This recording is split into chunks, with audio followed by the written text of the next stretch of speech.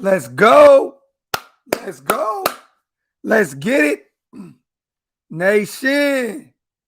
Let's talk about it, man. Let's talk about it. Finally getting my voice back. So bear with me, y'all. A few more days, I should be good to go. Back home, back in the man cave, back where I can actually talk news and break news and just get back on my job. You know what I mean? Hell of a weekend in Las Vegas. Oh my God, man. I had a ball. So productive, man. Got a lot of things done. Got some big things in the works, you guys. Like, man, stay tuned. I may even be back out there this Saturday on a business meeting, man. So cross your fingers for me. But we got some things in the works, man. How is everybody doing, man? Shout out to the nation. Shout out to the nation. Let's get it, man. Let me tweet this out real quick. Make sure everything's set up. If you haven't yet, wipe them feet. If you're new here, that means hit that thumbs up button. Hit that subscribe button. And if you guys want to become a member of the channel, the link is definitely up top. That's one of the best ways to support this channel, man. Let's get it, man. Let's talk about it. Yes, we have to talk about, sad news. We have to talk about the Gerald McCoy situation. I did a video on it yesterday about Denzel Good. We'll touch on that. We'll touch on the game. Touch on mass. No, we're going to talk about everything. Everything. We're even going to go a little more into detail about our upcoming game this Sunday against the Pittsburgh Steelers. I'm not afraid of these guys, y'all. I'm letting y'all know that now. I am not afraid of them at all. But let's get some questions in. What's the deal with Yannick? It's a hamstring situation. He could be back in 2 days. He could be back in 2 to 4 weeks. I mean, it just depends. It depends. The way Yannick looked, for those who don't know, I was at the game. I watched him on the sideline. He wanted to get back in there so bad. He wasn't walking bad. You know what I mean? He had a noticeable slight limp. But the knowing Yannick, I think he's going to be out there very soon. Very soon. I'm not going to look too deep into everybody saying that Yannick is going to be gone for a long, extended time. I could be wrong, but the way he looked on that sideline, I think he's going to be right back. Right back. Nizer, man, crazy, bro, crazy. Finally getting it back. Finally getting my voice back. But I had to talk to you guys today. In regards to Denzel Good, yes, he is gone for the season. But John Simpson looked good to me. Move him over to the right. Richie's coming back. Move him into the left. Bring Lester Cotton. Activate him off the practice squad. You got another depth piece. What was his name? Illuminar? I don't know how to say his damn name. He looked okay out there as well, especially in the run game. So we got some depth pieces. We'll be okay. We'll be okay. But we definitely need to reach out to some guys out there in the free agency world. Have to. Our depth is low-key falling apart, man. It's low-key falling apart on the offensive line. As for Gerald McCoy, not too much worry. It sucks because he was excited to be out there, but Clee will be back this Sunday, you guys. Clee will definitely be back this Sunday. They tried to say it was a healthy scratch. It looked like he had a back injury that he tweaked during, the pregame.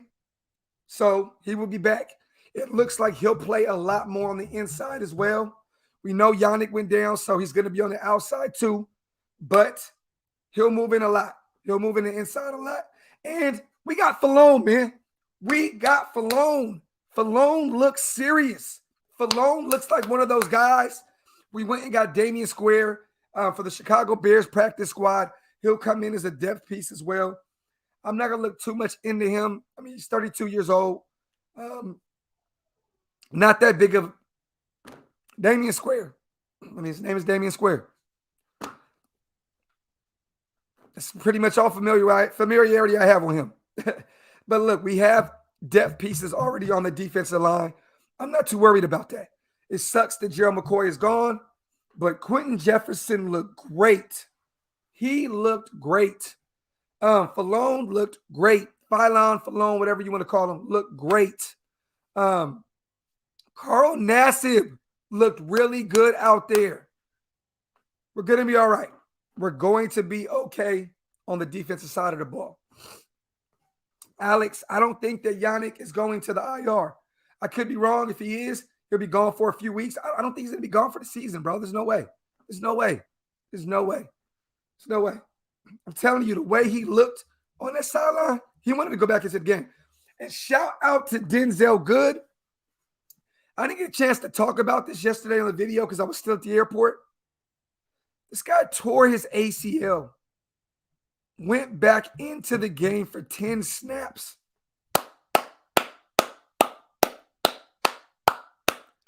Denzel Good tore his ACL and went back in the game for 10 snaps. That is a beast. That is a beast. Denzel, get healthy and come back, brother. We want you. We want your kind on this team. Monster, man. Monster, man. Shout to Kev, man. Bro, you still look lit. The game, though? Man. Appreciate you, brother, on the donation. Just trying to get my voice back, man. Trying to get my voice back, but we'll be back here soon. Tonight as well, me and Honcho are doing the Wipe Them Feet, Get the Strap podcast. We will be live tonight, you guys. Make sure you stay tuned. Shout out to my brother Kev.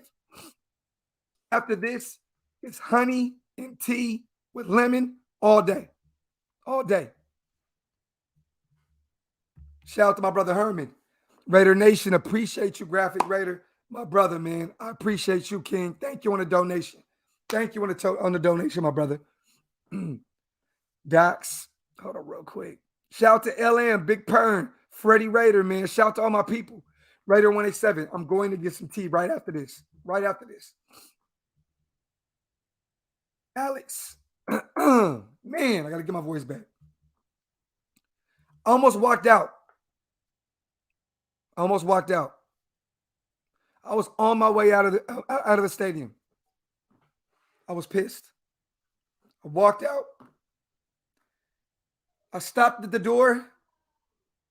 I said, what the fuck am I doing? Like, what am I doing? I'm about to leave the game. Like, I had to take my heart out of it and say, hold on, man. I gotta watch my team finish this up. Because I wasn't worried about our defense. I didn't think Lamar Jackson was gonna come back down to score. I'm gonna be honest. At that point, I was like, is this gonna be a tie game? Is it gonna be a tie game? Because that would have had me mad. So I was on my way out and I stopped. And I said, nah, fuck that. I gotta stay, man. I gotta stay. And look what happened. No, I'm back on my no alcohol, y'all. I'm back on my no alcohol. You guys will not see me drinking on the show for a while. Back on my no alcohol, back on my diet. Loved Vegas, had fun, but I'm back on my health kick, man. Back in the gym, back in the studio, back on my health. 510, I got you, brother. DeMarcus says, feet wiped. It's cleat time. Got to step up with Yannick out. Even some pass rush packages. Look, remember, Malcolm Kuntz will be back as well. It's another defensive end that we have that we can move around. Remember, he played a little bit at linebacker in preseason and training camp as well. You know what I mean? So Kuntz will be back. 187, it is on its way. Trust me, my part is done. Everything else is done. I'm just waiting on people to send their verses back. This is one thing I didn't miss about the music game, y'all. Having to worry about everybody else getting their verses and doing this and doing that when I got a million other things going on. So look, y'all, I'm just waiting on Yuck, and I'm waiting on Baby Bash, and I'm waiting on a few others to send their verses back to me. So it's a waiting process. But the song, look, me, AP9, and shout out to my brother Pookie Alzado too. Pookie is on the song. I put him on there as well. Me, AP, and Pookie are done. We're done. We're just waiting on the verses.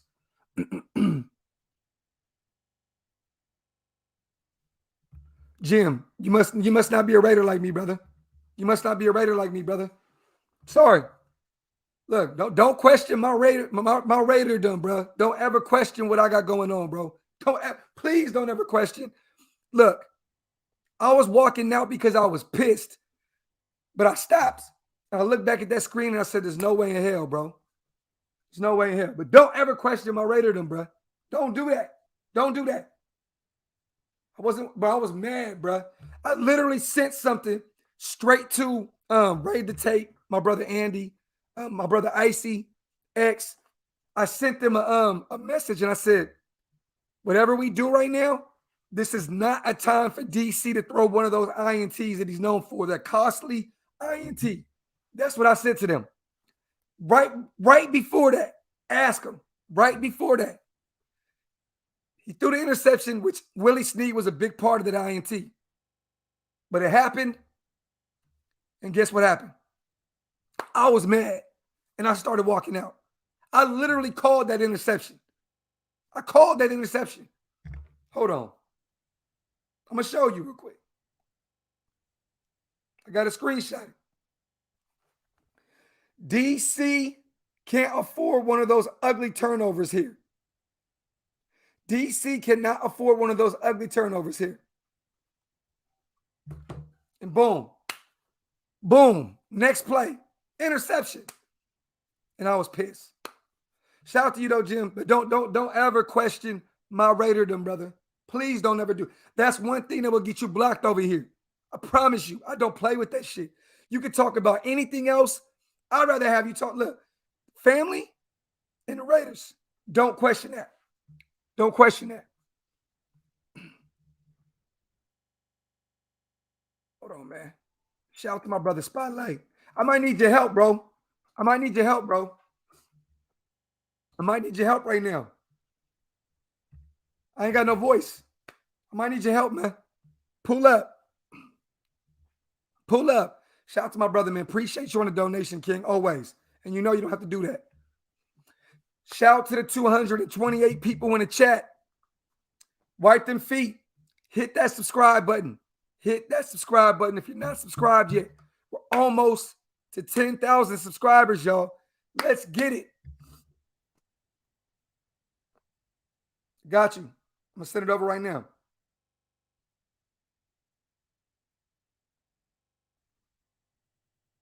Shout out to everybody in the chat, man. Yeah, no, it was on Snead. It was on Snead, definitely. But it was still an interception. Hold on. Hold on. Let me send it over to Spotlight. Spotlight, check your DM, brother. Check your IG DM, brother.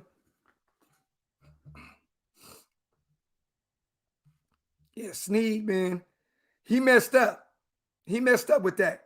Yes, for those who don't know, Gerald McCoy is gone for the season. And for those who watched the game or was there, I knew it. I knew from the jump. I knew from the jump. The way he looked, he just looked like he looked defeated. He looked like, you got to be kidding me. Like, I worked my ass off to get back to where I am now. Like, you could see it was written on his face. It was written on his face. And then when that cart came out, I just knew McCoy was done for the season. Might need to trade for a guard.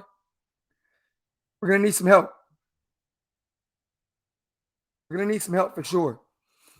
Hamstring, brother.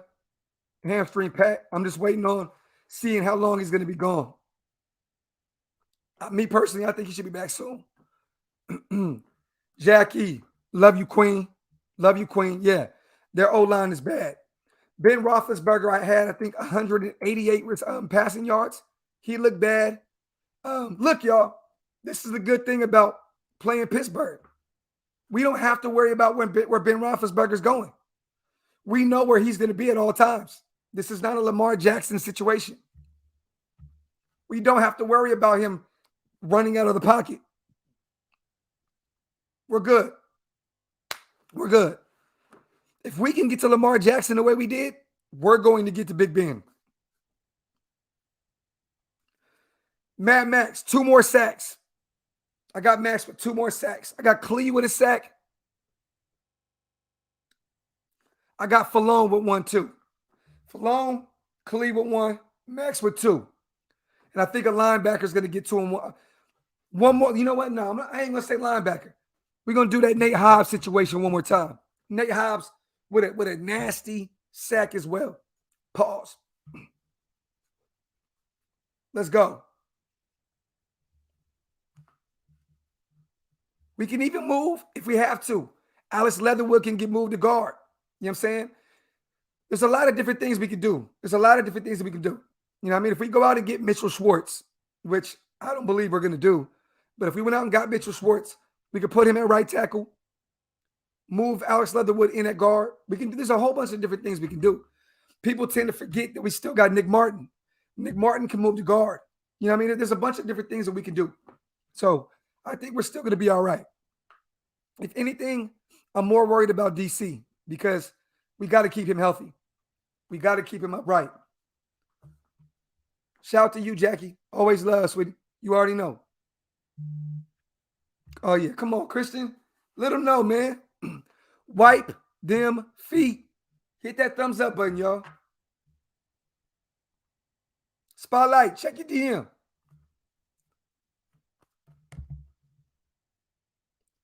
Q. I knew it. I knew it too, bro. I knew it. Pedro. Mad Max is a monster, bro. He is a monster, bro. And shout to him. Shout to him with his sobriety. Look, he did some things in his life, in his personal life, that upped his game. And I'm going to be honest. He inspired me. You know what I mean? That's why when I came back out here, I said, you know what? I'm back on my no alcohol kick. I need to get back on my shit because I'm way more productive. I'm way more better with what I do when I'm not drinking. I'm not losing my voice all the damn time. So, shout out to Mad Max, man. Very, very pivotal part of this team. For sure. Shout out to my brother John, man. Feel you, bruh. I nearly left the bar, mostly to avoid needing bail money. Glad I stayed. That's another reason why I was almost going to leave, John. I almost started punching shit. Almost broke my hand on this wall inside of Legion Stadium. If I'm going to be mad, I'm going to be by myself. And that's why I was on my way out. For real. Shout out to you, John. You already know. Jim, it's all love, King. Shout out to Jim Rogers. It's all love, my brother. Shout out to my brother John. Let me get one more super in. That's a good question. Jose. Arnett is a special teamer, y'all. Bobby, yes, I did. We waiting on Yuckmouth. We waiting on him right now. Definitely waiting on him. David Arnett is a special teams guy. Crazy, right? First rounder. Special teams. Meek, didn't see too much of him either. What's up, my brother? What's going on, bro? What's goody with you? Man, I need your voice. You need my voice like you need this hat too, right? You know how to come over here. You know how to come over here and fuck with you, brother. I went and looked for that shit too. I promise you I did. Let me tell you, right? I was in the mall the other day. Uh-huh. And Pro Image is a store out here called Pro Image. It had 2 stores. The first store I went in, I wanted to get a Jacobs jersey. They ain't have it in my size. So I had to get a Ruggs jersey. I'm like, okay, cool. I seen they really had no decent Raider hats. I was like, all right, whatever. They said they got a Pro Image across the street. I'm like, oh, all right, I'm gonna go over there. So I ended up getting this cup right here. Fire. I ended up getting this cup from the other Pro Image, and I got this hat from the other Pro Image. Fire. Hey, I gotta ask you real quick. Everybody was hitting me up because I wasn't live the whole time because I was actually having fun. Right. And people were hitting me up left and right, and they were saying, "Hey, what's up with our brother Spotlight? He tripping out right now." I didn't see it. I don't know what happened. What happened? What happened? Because I see. It was so. I see you apologized. I was like, well, I'm like, what's my brother apologizing for? What the fuck happened? I'm apologizing because number one, I was intoxicated like a motherfucker on the live stream. That's number one. I was intoxicated like no motherfucker. Number two, it was so many Carr haters in the chat that said, "Oh, Carr needs to go in the first quarter." Bro, I'm telling y'all to calm down. I wasn't intoxicated at the time. I said, calm down. Listen, everybody in the league had a rough first quarter and a rough second quarter. But he came alive at the end of the second. We had 10 unanswered points. We good. We going into halftime 14-0. Third quarter come. Oh, here come the Carr haters again. These motherfuckers. Oh, we should go out and get Cam Newton. We saw Mariota once. Shut the fuck up. Please, just shut up. And then man, it should get irritating. It'd be irritating. And then everybody want to blame Carr for the interception. Number one, I've been saying this. Number one, if Alex Leatherwood would have never moved on the goal line, do Derek Carr throw the interception? No, we win the game, we go home. Period. So people want to say, oh, he's a rookie and everything. It doesn't matter. You learn to stay your fat ass still on the line.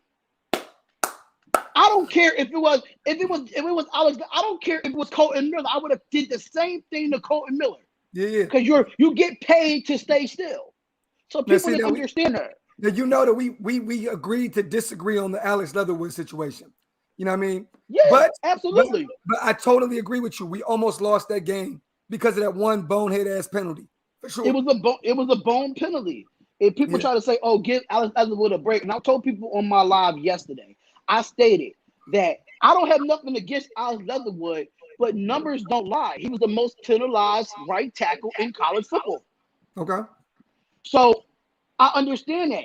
I said I like Alex Leatherwood. I just didn't think he was a first round talent. That's one. And number two, I just want him to work on his technique.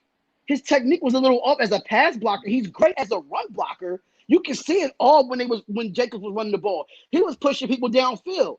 It's just his technique I want him to get better at in pass blocking. But one thing we have to agree on, this is his first NFL game. Right. He's going to get better under Tom Cable, man.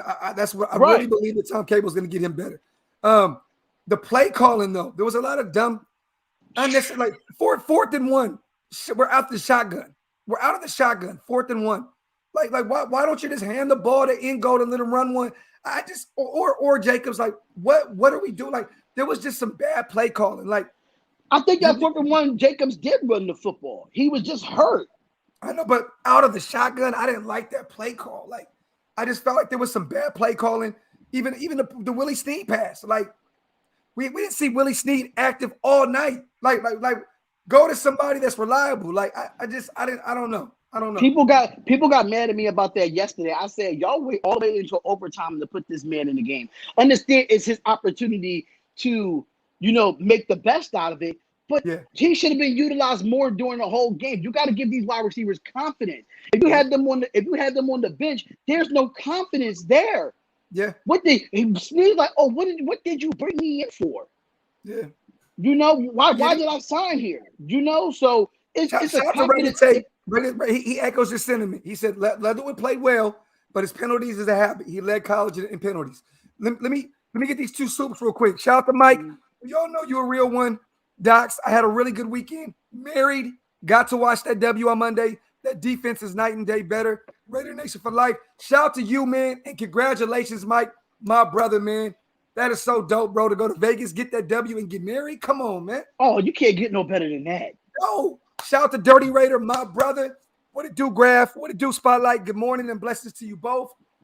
We do the best in the AFC West. Let's go, Raider Nation for life. Shout out to my guy. And I got one more real quick. Shout out to, let me see. This shit moving quick as hell. Oh, yeah, because you be having people in the chat, brother. Man, shout out to my brother, David Counts, man. Appreciate you, my brother, on supporting the channel, man. For those who want to become a member of the channel, hit that link up top. It's the best way to support the channel. Also, go subscribe to my brother Spotlight right now. And then come right back. I'm going live. I'm going live at 2:00. I got the Steelers YouTuber coming on called the Still Twins. They twin brothers. They Pittsburgh fans. We're going to talk our shit on air Because I got my guy Hammer coming on there too, if he can. I don't know if he's working or not, but My he, brother he Hammer, said man. shout out to my bro Hammer, man. But we definitely gonna be on there 2 o'clock Eastern Standard Time. Raiders versus Pittsburgh preview. And I got another good news to let y'all know, man. Your boy just put a full-time job, man. Your boy just pulled a full-time job. So it's definitely because I am off on Sundays. So I'm definitely going to be at the New York game. And I'm definitely bringing my equipment. We're going to be out there and throw a pregame podcast in New York, in their territory, on their tailgate. So it's official. Let's go. Talk that shit. Let's go. Shout out to my brother Spotlight. Congratulations, man. Let's get it. Real quick, shout out to Jose. Bro, we left a lot of unanswered points. We did in the first half. This game shouldn't have been this close. Should have been a blowout. Andre James is suspect. Now put it like this. Andre James, this was pretty much his first full game. Yeah. He drew an assignment where he had Calais Campbell. Week 1. You're going to make some mistakes. You're going to, look, Right. it's trial and error, man. You're going to learn the hard way. Calais Campbell is not an easy assignment to draw week 1. It's not. But yes, Andre James looked bad. Costly penalties of a few. We had a few penalties. False start. It's going to be some cleanups. Yeah, it's going to be some cleanups. Definitely, man. But we did leave a lot of points out there, but we cleaned it up in a second. I told my brother sitting next to me at the game, I said, look, if we don't score 30 points, we lose this game. I think it was 14. It was 14-10 at the time. I said, if we don't score 30, this game is over. And boom, 33-27, our Raiders. You know what I mean? Right. Real quick, let me get one more in, man. Shout out to my brother Jose. Appreciate you, bro. Damn, man, this shit moving. They moving, man. Listen, it's crazy. It's good to be home, man. It's good to be home, bro. Be able to focus and get on my shit. Shout out to AD, man. Appreciate you, brother, for becoming a member of the channel, King. My brother, man. Appreciate you, brother. Appreciate you, man. Welcome to the membership family. Real talk. So let me ask you this, bro. What are you looking at right now? We know all the bad shit that happened. Denzel Good going out. The news this morning that broke that Gerald McCoy is gone for the season. We're still waiting to see how long this hammy is going to keep Yannick out. Cleve will be back against Pittsburgh. What are you looking at this Sunday? I know you got your Raiders and Steelers. Let's get a little sneak peek of that. What are you looking at? What is your big matchups that you're looking at for this Sunday? The trenches. I want to see if the offensive line and the defensive line make that improvement, even though we lost Denzel Good and we lost McCoy on the defensive side. So I'm really looking forward to the trenches. How much can we protect Carr and how much our defensive line can get to Ben Roethlisberger? Because if it ain't in the trenches, you're not winning football games if it doesn't start in the trenches. It has to start there. And I really want to look at this linebacking core for our defense. Because if you put in Nick Bukowski on a wide receiver, I just didn't understand it. Yeah. Like, how is Sammy Watkins and Kawhi? How that even happen? That was one of the biggest things for me. The guy had 96 yards. The guy is a bust in this league, and he had 96 yards. So we have a Claypool and a Juju Smith-Schuster and the Eric Ebron we will have to go up against this week. So linebackers in the trenches is going to be for me on both sides of the ball. And shout out to Acquit, man. That was not Quit's fault. He should have never been matched up with him in the first place. This cover 3 defense, I know he played a lot of cover 2, a lot of cover 3. That's what happens. That's what happens. Sometimes you're going to give up big plays. And Kwiatkowski was totally just outclassed with that play right there. Yeah. I mean, but he should have never been there. He should never been there. I think a nickel should have been in there, though. Yes. Hobbs should have been over there with him. Or where the fuck was Littleton? Where is Littleton, man? Like, I see him bounce around. But you notice he didn't have all 3 linebackers in. He played a 4-2-5. Yeah. So not having 2 linebackers, that really opens up the middle to run the football and get plays across the middle. Because when you have 3 linebackers, you can cover that for real. You can put Littleton on a wide receiver or a tight end because that's what he's brought in for. You can keep KJ right in the middle or keep KJ right on the outside and put Nick in the middle. You can always mix and match that. Mix that with Perriman. Perriman had a great game Monday night. Yes. So you can mix and match with that. Because Pyramid, you can see that he's more of a run-stopping, Most up in the definitely. box type of Yeah. linebacker. You have Corey Littleton on the outside and have KJ Wright on the other. And then you can switch it with Nick with him and Pyramid. So Nick doesn't have to go out in coverage. You gotta do that. But the two Hey, linebacker scheme, I was like, but you I know was what's nervous crazy? about that. PFF had Jonathan Abram labeled as a linebacker this week. He was in the box fully. Like, bro, that whole game, Abram was all in the box, played a lot a linebacker. I want to know why Levitt was out there so much. What the fuck? Bro, he was out there a lot. I kept looking out there. Everybody was like, who is number one? I'm like, why is Levitt out here? Why, like, bro, why? I just don't get it. Like, I would rather have Ha out there. Bring him up off the practice squad. I'd Have rather have Ha Ha out there, right? Take have Levitt back Ha to the out there. practice. Call Ha back up, man. Where was Gillespie? Like, bro, like, where's Gillespie, bro? Like, I seen Diablo out there on special teams a lot. Where's Diablo? Like, I wanted to see more of these rookies, man. To I see think Levitt. I think they wanted to hold them because it's a primetime game. And Trayvon Moore was going to be out there. We already knew Moore was going to be out there. Yeah. But I don't know if he was holding them back because it was a primetime game against Lamar Jackson and the lights was big. I don't know. I'm just speculating. But we should have saw a little bit of our young guys like Diablo. We should have saw Gillespie. We should have saw a few of these guys. And then me personally, where was Peyton Barber at? Yeah. Peyton Barber's on a 53-man roster on the offensive side. You see that Jacobs is getting beat up in this game. Yes. You need on that 4th and 1. You could have put Peyton Barber in there. We brought him in for short yardage situations. Not even just that though, bro. We activated Trey Regis to the active roster. Where was Regis? Where was They Regis? didn't want to.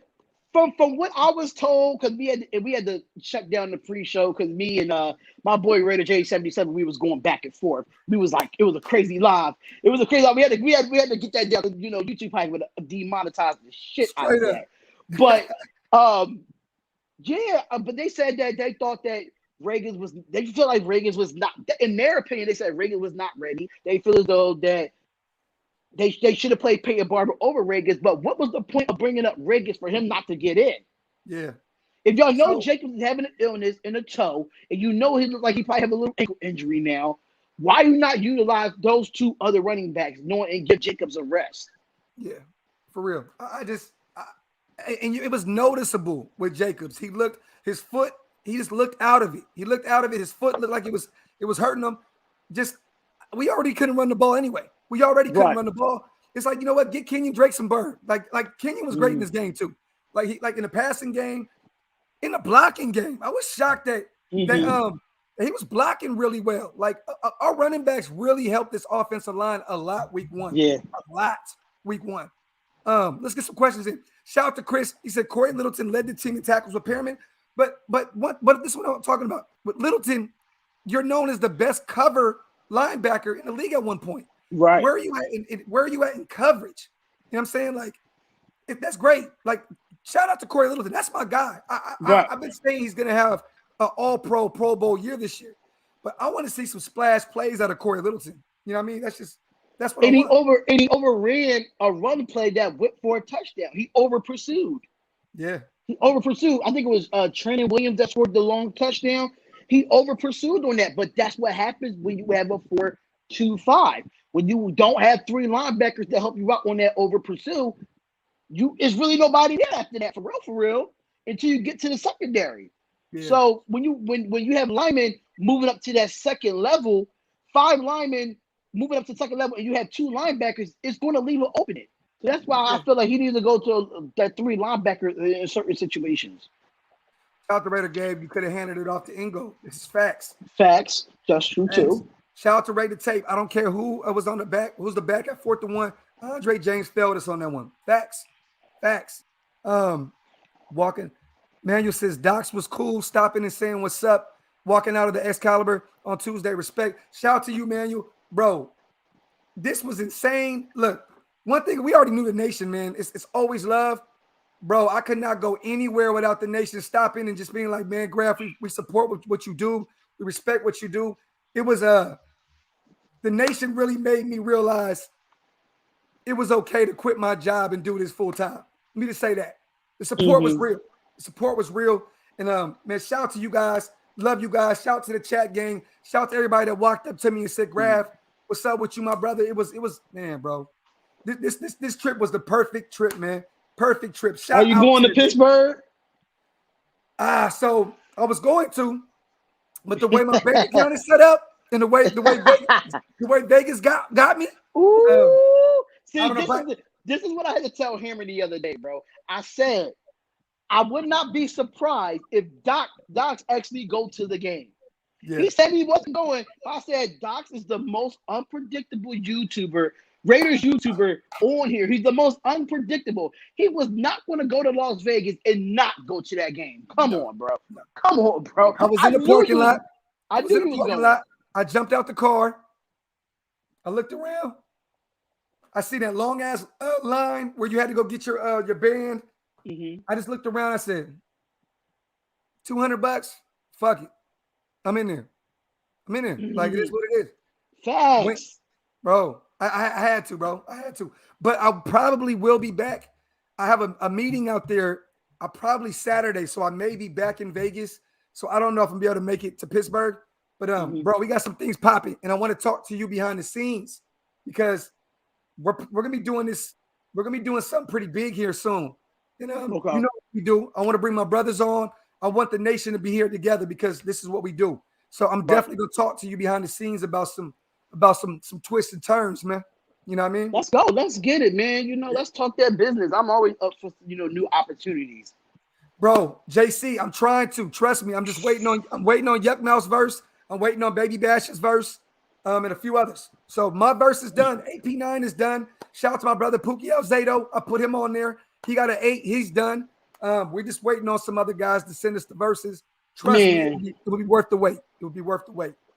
I was on my way to the doctors hearing that joint. And I was like, let's go, nation. People looking at me like I'm crazy and everything. I'm like, yo, beat is fire. The verse is fire. I say, yo, that's my new intro. Hey, when it comes out, it's the new intro. And it hurt me because I had about 40 bars, but I bit the bullet. I said, you know what? I want to get a bunch of people on here. I'm only going to put 8 on there. It hurt my soul to stop rapping. But I said, you know what? This is bigger than me. This is bigger than me. I did So Nation where it was just only me. I want to do something where I can get everybody else involved. And bro, trust me, man. The nation is going to be well worth the wait, man. I promise you. It, man. That's Josh, man, Docs, are they strict about the vaccines or can you get around it? Let me tell you this. There was people left and right getting pulled to the side because they were using fake vaccine cards. There was fake vax cards all over the place. Some people got in with them. A lot of people went to jail with them. So outside of that, I don't think there's any really way you can work around it, brother, legally. So, yeah, I seen some crazy shit going on, man. Fake vaccination cards. Wow. Fake. They were out there with them, left and right. Rule Boy, low-key Littleton had a solid game, especially in the zone pass defense. Took a lot of these deep crossing routes out of the game, made Lamar check down. I think we schemed against Lamar perfectly. Like, we schemed against him perfectly. The only thing I hated was them gashing us up the middle in the first half. Like, they were killing us, bro. They were killing us. It was averaging 6 yards a carry in the first half. Yeah, for real, bro. Let me see. Shout out to you, Rue Boy. You're right, brother. You're right. Like I said, I want to see Littleton with some bigger splash plays. That's really what it was more about. Let me see. Got a couple more in here. Shout out to Jose. Who has the better D, Steelers or the Ravens? The Steelers.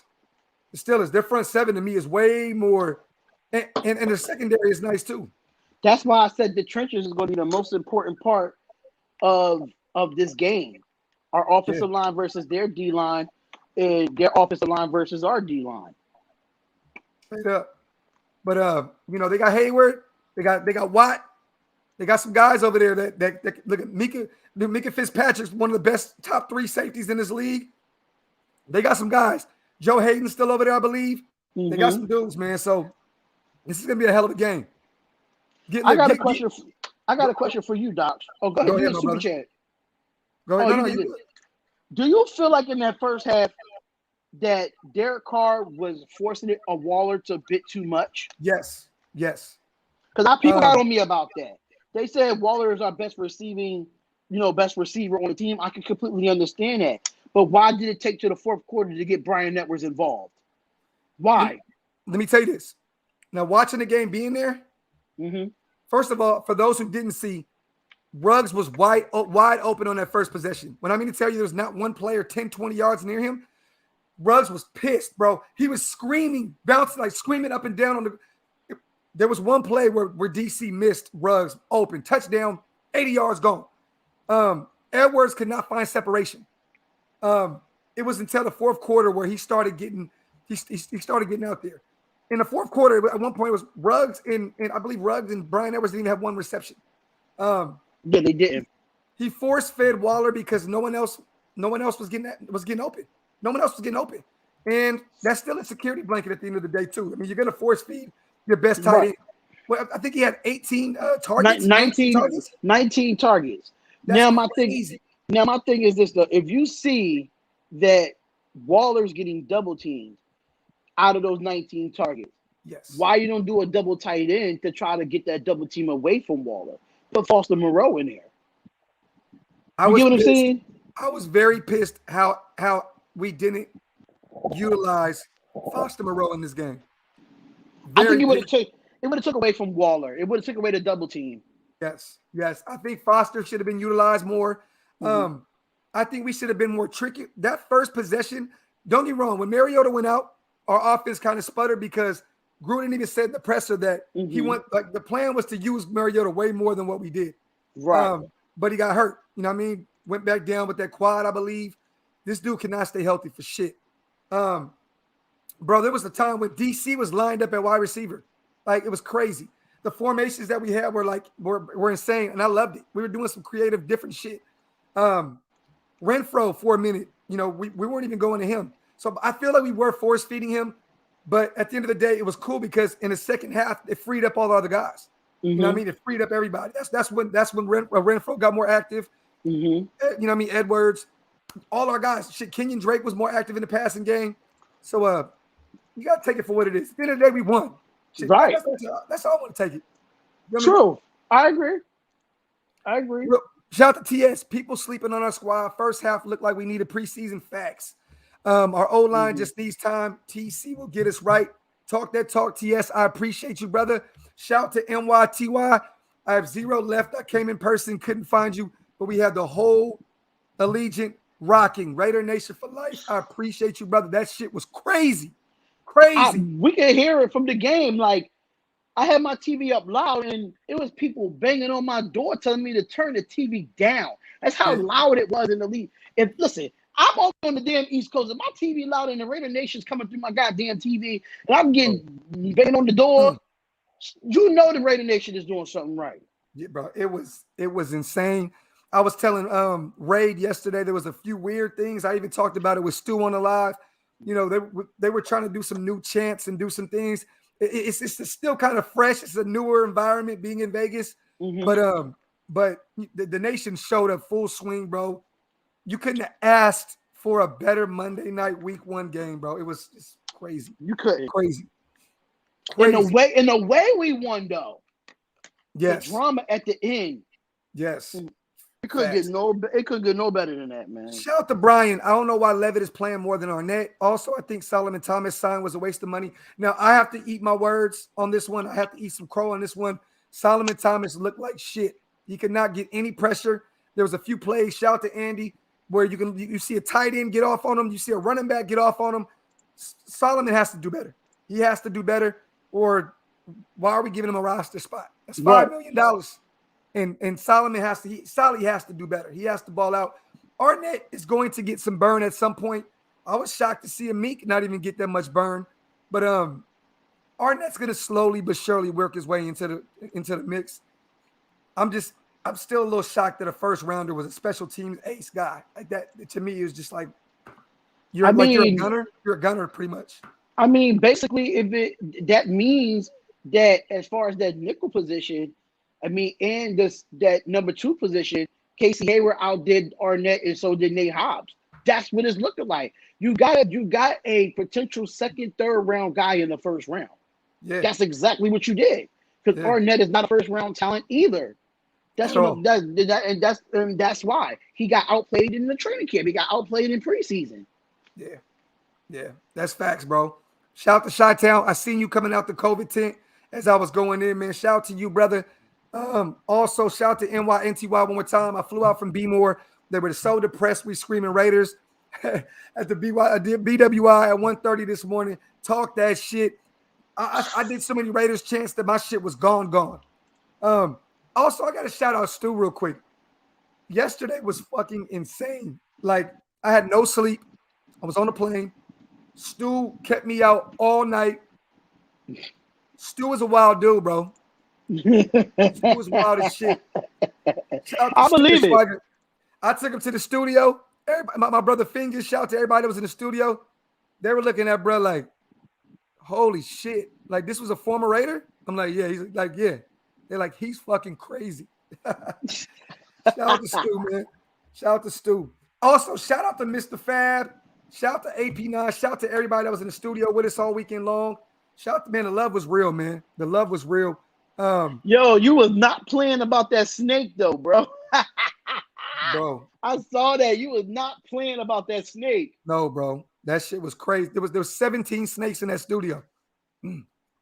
17. Why 17 snakes? What? Because my little brother's going through a midlife crisis, and he feels like he just wants to just collect hella snakes.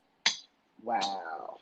I don't fucking. He's breeding them though. He's about to get some money because he has some real exotic snakes. But he's going through a midlife. What the fuck? I'm gonna tell you that, bro. For real. Shout out to Nizer, man. Those chants are hockey chants. They don't know any better. They'll learn. They aren't experienced in NFL fandom. This is facts, Nizer, because I've never heard of "Let's Go Raider." I was like, what the fuck? Like, what is this? Yeah, that's probably you probably have new Raiders fans plus Las Vegas Golden Knight fans in there. Yeah, yeah. There was a lot of them because when they showed the Golden Knights on the camera, they went crazy. Crazy. Because you know that when the Raiders was going to Las Vegas Golden Knights games, they was insane in there. Yeah. Especially in the playoffs, they was. But because Vegas likes winners, they like winners. Yep. If you want to win, you go to Vegas, right? That's what it's for. That's what they say. You know what I mean? So, hey, real quick before we go on, subscribe. Yep, there you go, my brother. So I just set up to the homie Spotlight. Love it. Subscribe to my brother Spotlight. Hit that subscribe button on my channel as well. Subscribe to us, man. That shit helps the channels out a lot. We 500 from 6K on Spotlight Raiders Talk, man. We 500 from 6K. Let's go. Shout out to Andre. You and Stu becoming boys is dope as fuck. Man, bro, I love Stu to death. I dropped him off at the airport, gave me a hug, was like, I love you, little bro. He texted me yesterday. He got home. He brought me his game gloves. He brought me his game sleeves. He brought me a whole game outfit. Just put it in his bag and brought it to me. Shout out to Stu. That's definitely going in the page. I got a surprise for you, Docs, because if it wasn't for you and Stu,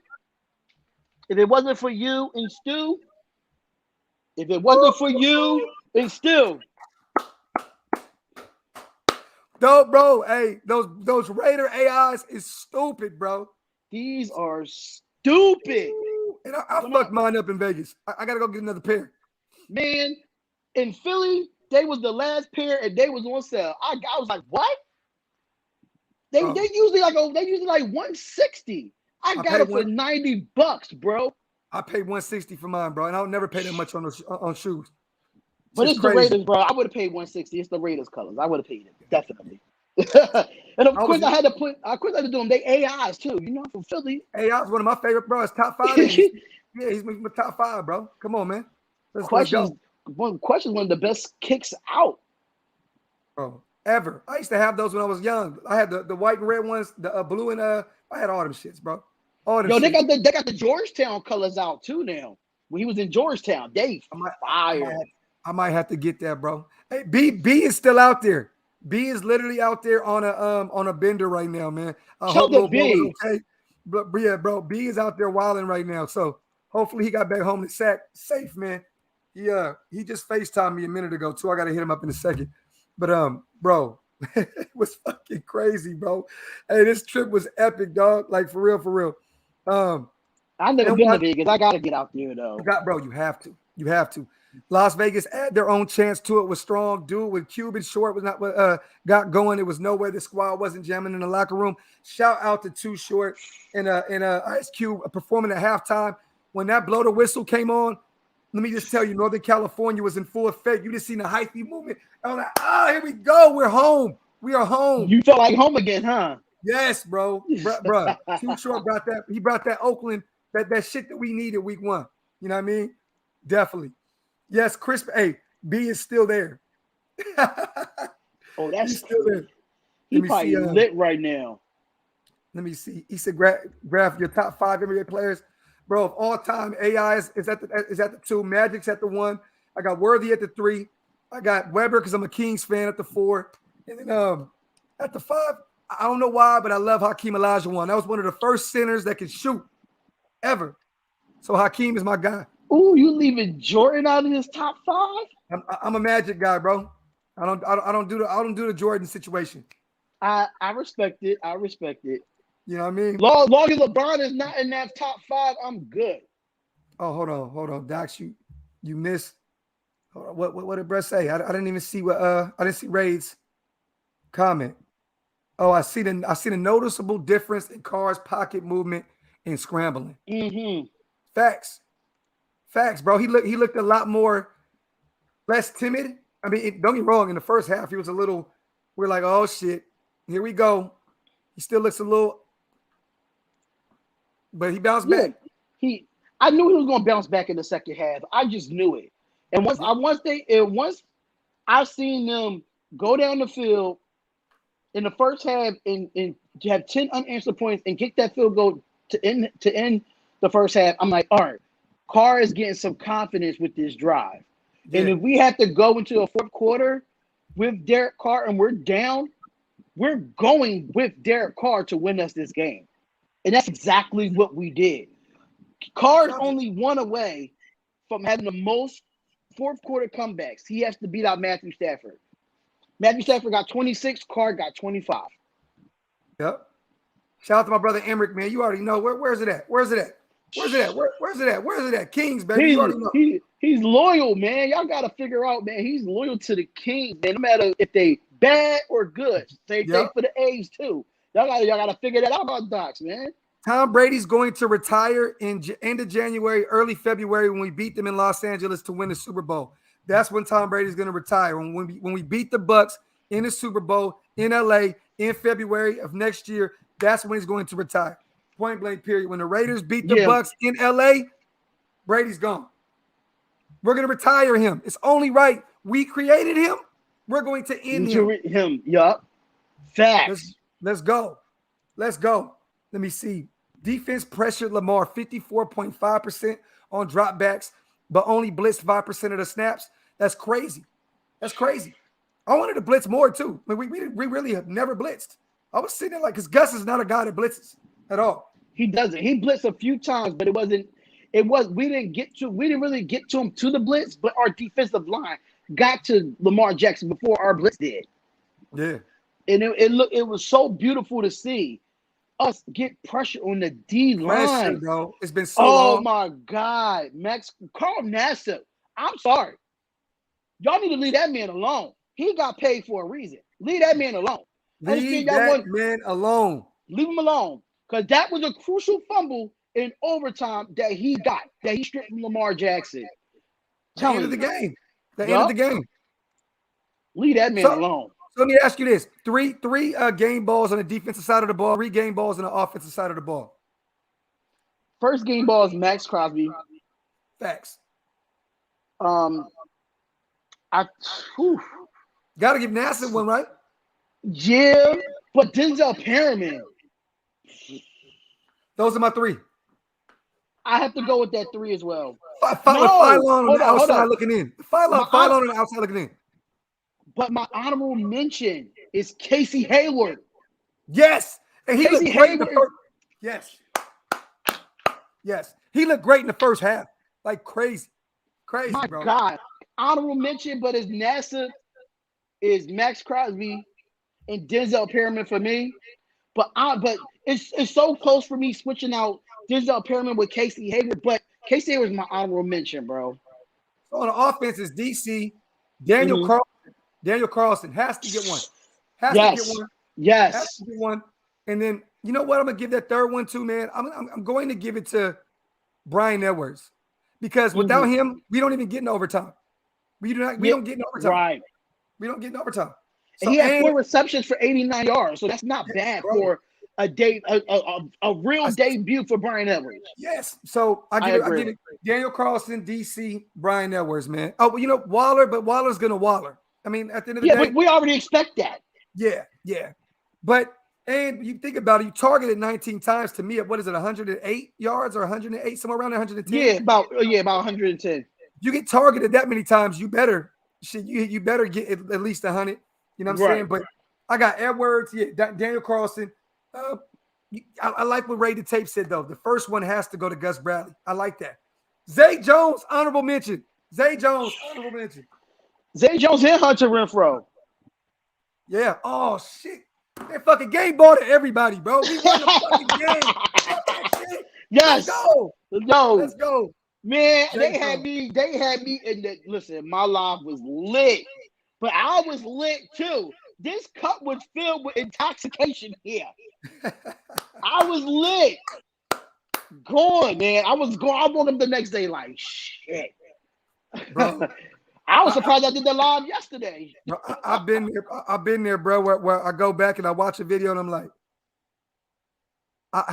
what the fuck happened? Like, what happened, bro? Like, that's why I said what I said on my community post, because I was drunk, man. I was drunk on Monday night, man. Bro, trust me, if anybody knows what drunk is this weekend, it's definitely me, bro. You. Yeah. So I feel Vegas got your money on that. Bro, crazy, bro. Shout out to NYTY one more time. People don't understand Raider history. Al Davis was all about pressure football. He would have loved what Gus did on the defense. Fast linebackers, no blitz. Love it. Love it. You are not lying. This is factory outlet. Shout out to NYTY. That's just real shit. That's real shit. What about Mullen? Bro, Mullen. He said, what about Mullen? He did get his boots smoked by Hollywood Brown. You see the route that Hollywood Brown ran? He turned Mullen all the way around. Yeah. I said, boy, you better, he turned him all the way around, and then on a comeback, Mullen ended up slipping. The route was, I'm sorry to say, I know we Raiders fan, but the route was clean. It was a clean route. They got a nice young wide receiver in Hollywood Brown. He's only going to get better. And, to be honest, for what we did, we contained these guys, man. I'm proud of this team. I really am. I'm also happy we didn't have to play against Bateman. I'll tell you that because I think he's going to be a great wide receiver when he comes back healthy. I watched him out of Minnesota. That guy's a monster. But, look, you play who you play. And right. Brown balled out. Brown definitely balled out. But, like I said, we left with the dub, bro. That's all that really matters, man. Graf, you made it. I like the Corvette ride clip. Bro, AP9 almost killed me in that Corvette, bro. He almost killed me in that Corvette. It was like 120 miles an hour down a regular-ass street. Damn. I was spooked. Shout out to C Wood too, man. Bro. Yes, I seen that. Shout out to Woodson Whiskeys. I definitely talked to them all weekend long. We're definitely gonna be doing something. We're gonna be working together here soon. Shout out to Samoan for being out there. Shout out to Cody. Shout out to Mitch. I mean, bro, the good thing was we all didn't have to be there. You guys held it down on the tube. We were out there on the front lines, so it worked out. Everybody did what they were supposed to do this you know what I mean, this weekend, and everything worked out, man. Everything worked out. You know what I mean? Shout out to everybody, man. I'm in the works with the Raiders. Raiders have a bar in New York called Peter Dillon's. So I'm working on them to go out there once a week and do a Raiders show from the Raiders bar at Peter Dillon's downtown New York. So keep a lookout for that. Me and the owner are in some works with that. Bro, get it going, bro. You already know. Pull me up on one of them live streams. You already know what we do. Oh, it's gonna be lit. It's gonna be lit. I'll fly out there. You know, we do pull-ups over here. You feel me? Let me see. Talk that shit. Not only do we beat the Bucks in this, bro, fuck that. Look, we going all the way. I don't care. Talk that shit. I don't care, bro. All the way, bro. We didn't get a lot of flags. And there was a few plays where, come on, Brian Edwards, offensive PI, that was terrible. That was a Terrible. that was a bullshit call.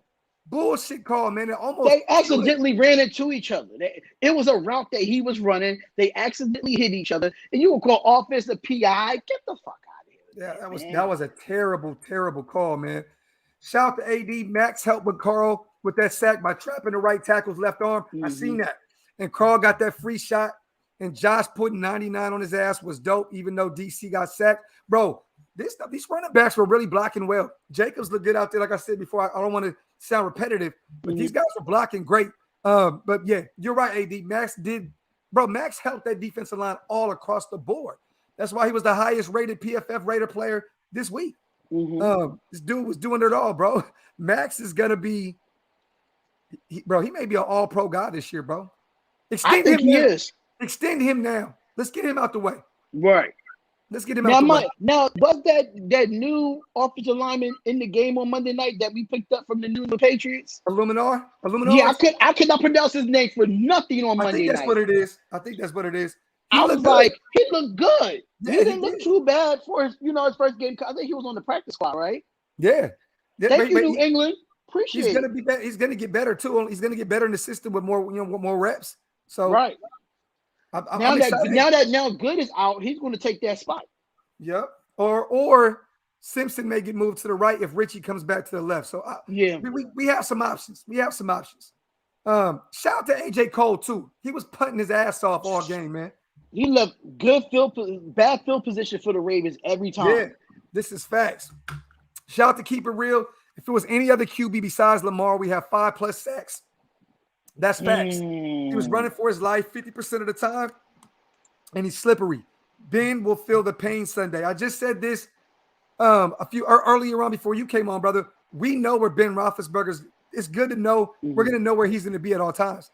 We don't have to worry about playing a guy like Lamar Jackson this week. Right. Ben's going to be in the pocket. He's not going to leave the pocket, and if he does, he's going to die.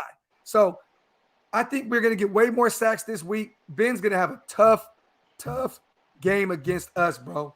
I'm telling you. Yeah, because his whole offensive line revamped. His best Villanelle was not there no more. DeCastro's gone. So their whole offensive line is revamped. I would love to get the Ben Roethlisberger. Let's go get DeCastro right now. Question is, he had surgery. I don't know what time. He had surgery. Question is, how 100% healthy he is. I said that on my show last night. I was like, if Schwartz and DeCastro are healthy, go out and get one of them. But if they're not healthy and they still kind of probable at this time, I'll say stay away. Yeah, and the older guys, you coming off those kind of injuries, it's difficult to bounce back. You're watching Richie Incognito year in and year out now, struggling to stay on the field too because these guys they're older, man. And Mitchell Schwartz is coming off of back surgery, that's very tough to bounce back from at that age. So. Yeah, I feel you on that, brother. I feel you on that. LA Raiders says Abram stop on that play before the last fumble was huge. Facts. Abram had a sneaky good game. Yeah, he was very vocal. That's what I liked about it. He was very vocal. And you see, like Hobbs and Mullen, they try to get their communication together. They was talking after each play. It was that communication. That you see the difference in this team playing for each other. What is defense playing for each other than last year. And now you bring in a Damian Square, that's another Gus Bradley guy on his defensive line that plays 6 years with the Chargers. He might just come in and do something too. So just keep a lookout for him. You never know. He might play this week too. Or we may bring Vickers up. We still got Vickers on the practice squad. So hey man, we're gonna be all right. This is the great thing about this team that we put together this year. There's just depth everywhere. So we need a punt returner, kick returner. We can't afford to lose a starter. This is facts. I do not like seeing Ruggs and Renfro out there at all. Every time they got the ball, I was spooked. And with Ruggs, man, I don't know what it is. This guy is so fast, but he kept running right up the gut. It's like, bro, get outside. Get outside. You have all that speed for a reason. Why are you running down the gut? Get to the outside. I say that about college football. I say it about the NFL. When you're doing kickoffs, why do you go strictly to the middle of the field when you have the outside and you can go to the numbers and the hash? Like, it doesn't make sense. Yeah, man. It was stressful watching that. And to be honest, I'd rather put Zay Jones out there. Shit, put him out there. He's returned kicks before. He's He was, fast. shit, why not? Gruden said he need to get Zay Jones more out there on the field. Yeah. That's how you do it. Talk that shit, bro. Pacey says, how do you guys think our D-line fared if we're without Yannick, without any amount of time? Well, what do you think about going against Pittsburgh without Yannick, bro? Pretty much. I'm pretty nervous. I can't lie.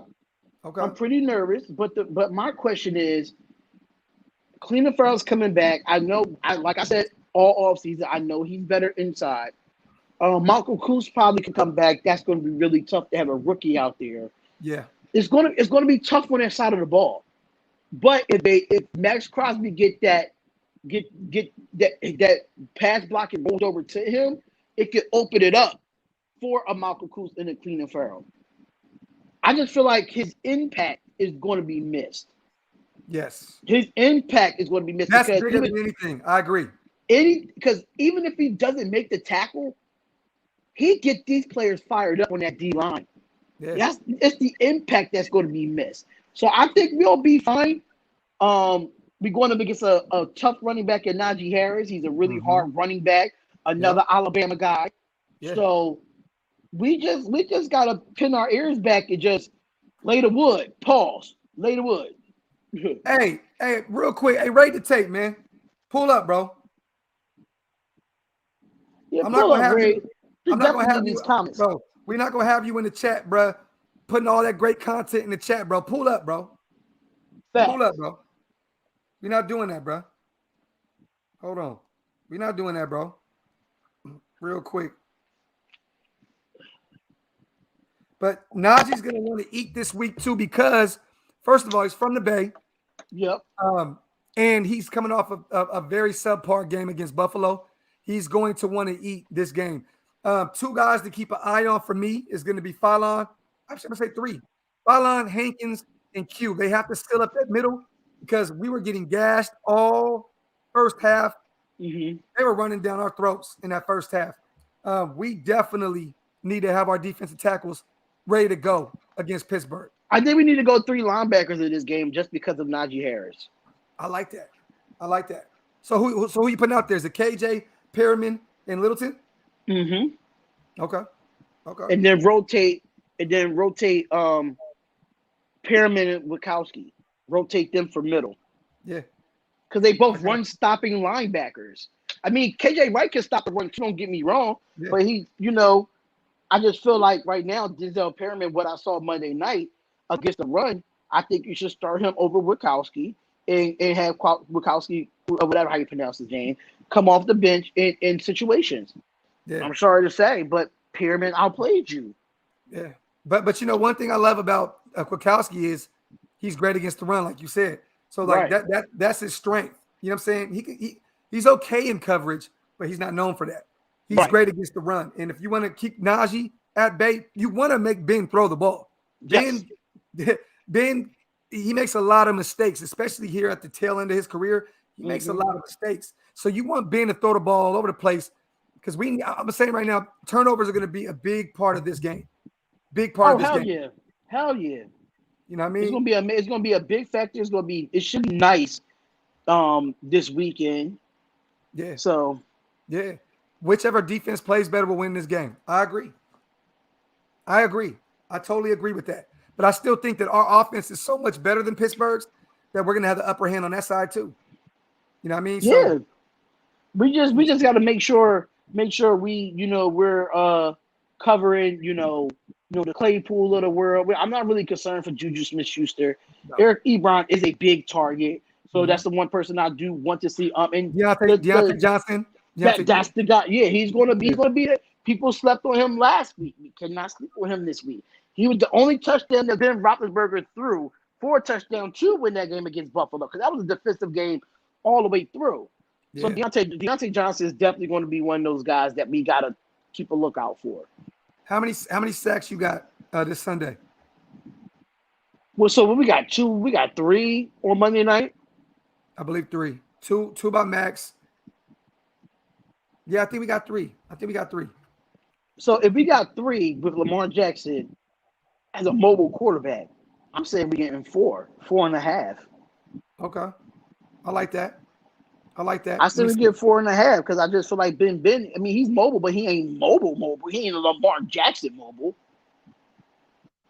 He So could let me like see. swing out and swing there, but it ain't really much that he's gonna really do. Yeah, Nassib got one. Okay, Crosby got two. Nassib got one. So we got three in week one.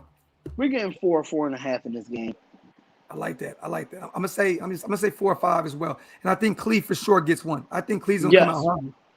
Cleve's gonna come out hungry. Raider Carlos, the spotlight. Where'd you get that hat?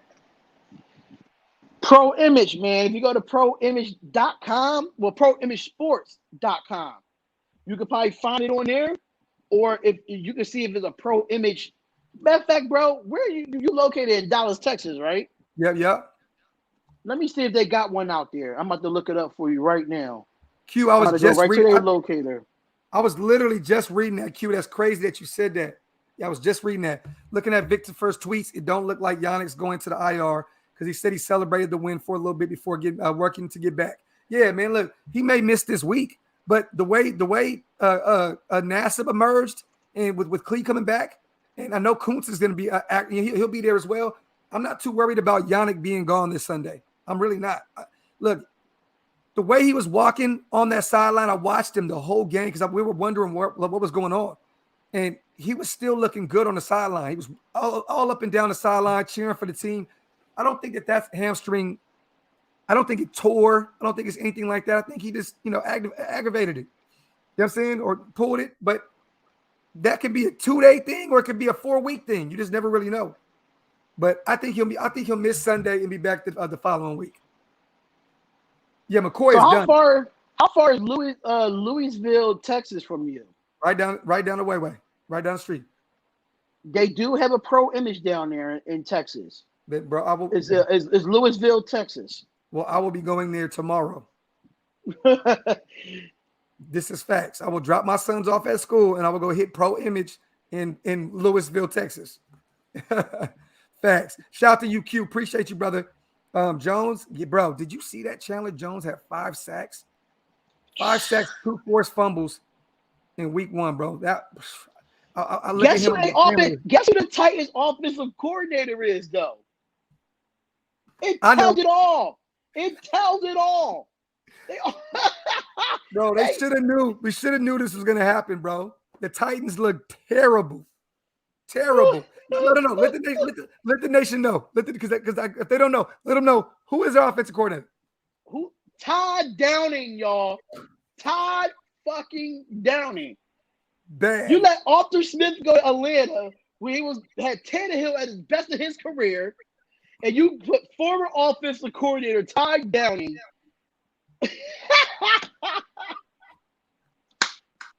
Titans gonna be shitty this year, bro. With all them weapons, they gonna be shitty this year. I got mine. I found it at 7-Eleven. I went and got mine. Oh, that's fire! I took Stu's hotel room key too. Anything that got the nation on it, I'm taking that shit.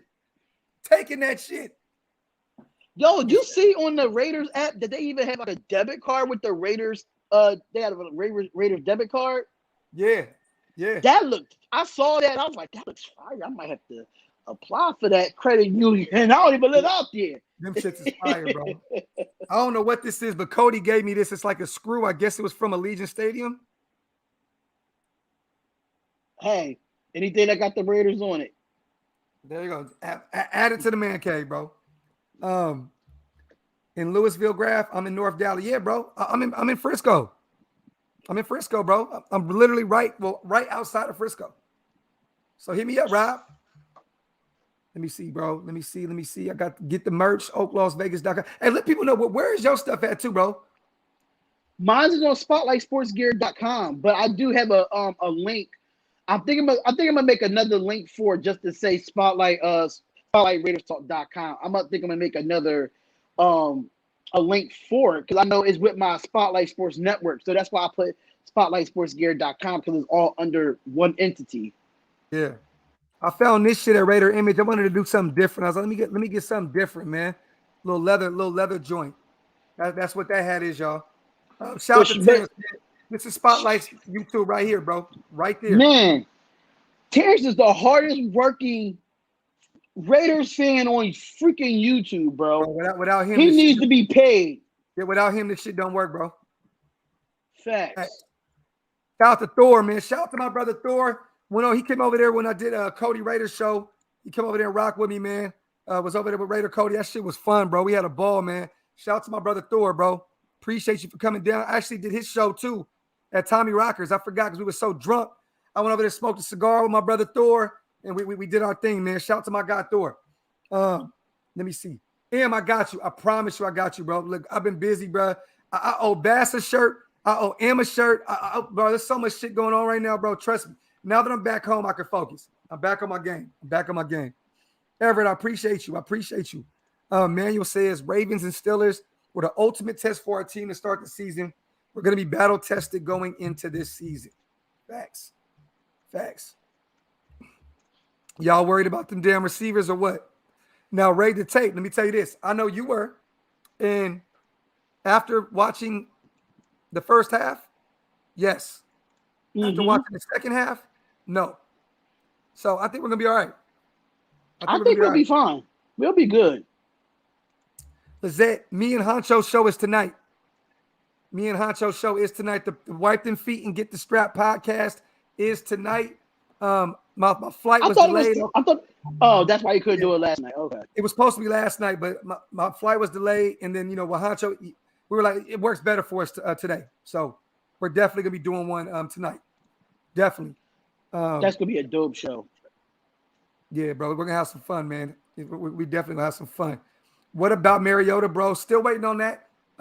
We're going forward like we ain't got Mariota. That's just how I feel. We're going forward like we don't. He's still, bro, dealing with this quad issue. It's like, bro, you're always injured, bro. Always injured. And I just put my link in the chat too for my merch. There you go, man. Make sure you guys go support our brother, man. But I'm sick of Mariota, man. I said it in preseason. I'm sick. He's an injury-prone quarterback. He's never going to start in this league again because look at it. He can't stay healthy as a backup. What makes you think you're going to be healthy as a starter? Like, come on, bro. And people keep saying, oh, should we go out and get Cam Newton? Stop the Cam Newton talk right now. Stop it. Yeah. It's not going to happen. Stop the Cam Newton talk. It's not going to happen, bro. I understand he's a running quarterback and all that nature, but Cam wants to be a starter in this league. It's not going to happen with us. Stop it. Yeah. It sucks, though, to see Mariota run off for that 31-yarder and then just go right down after one play. Sucks, man. It does because I don't think Mariota was healthy, in my opinion. Well, when is he ever healthy? That's the problem.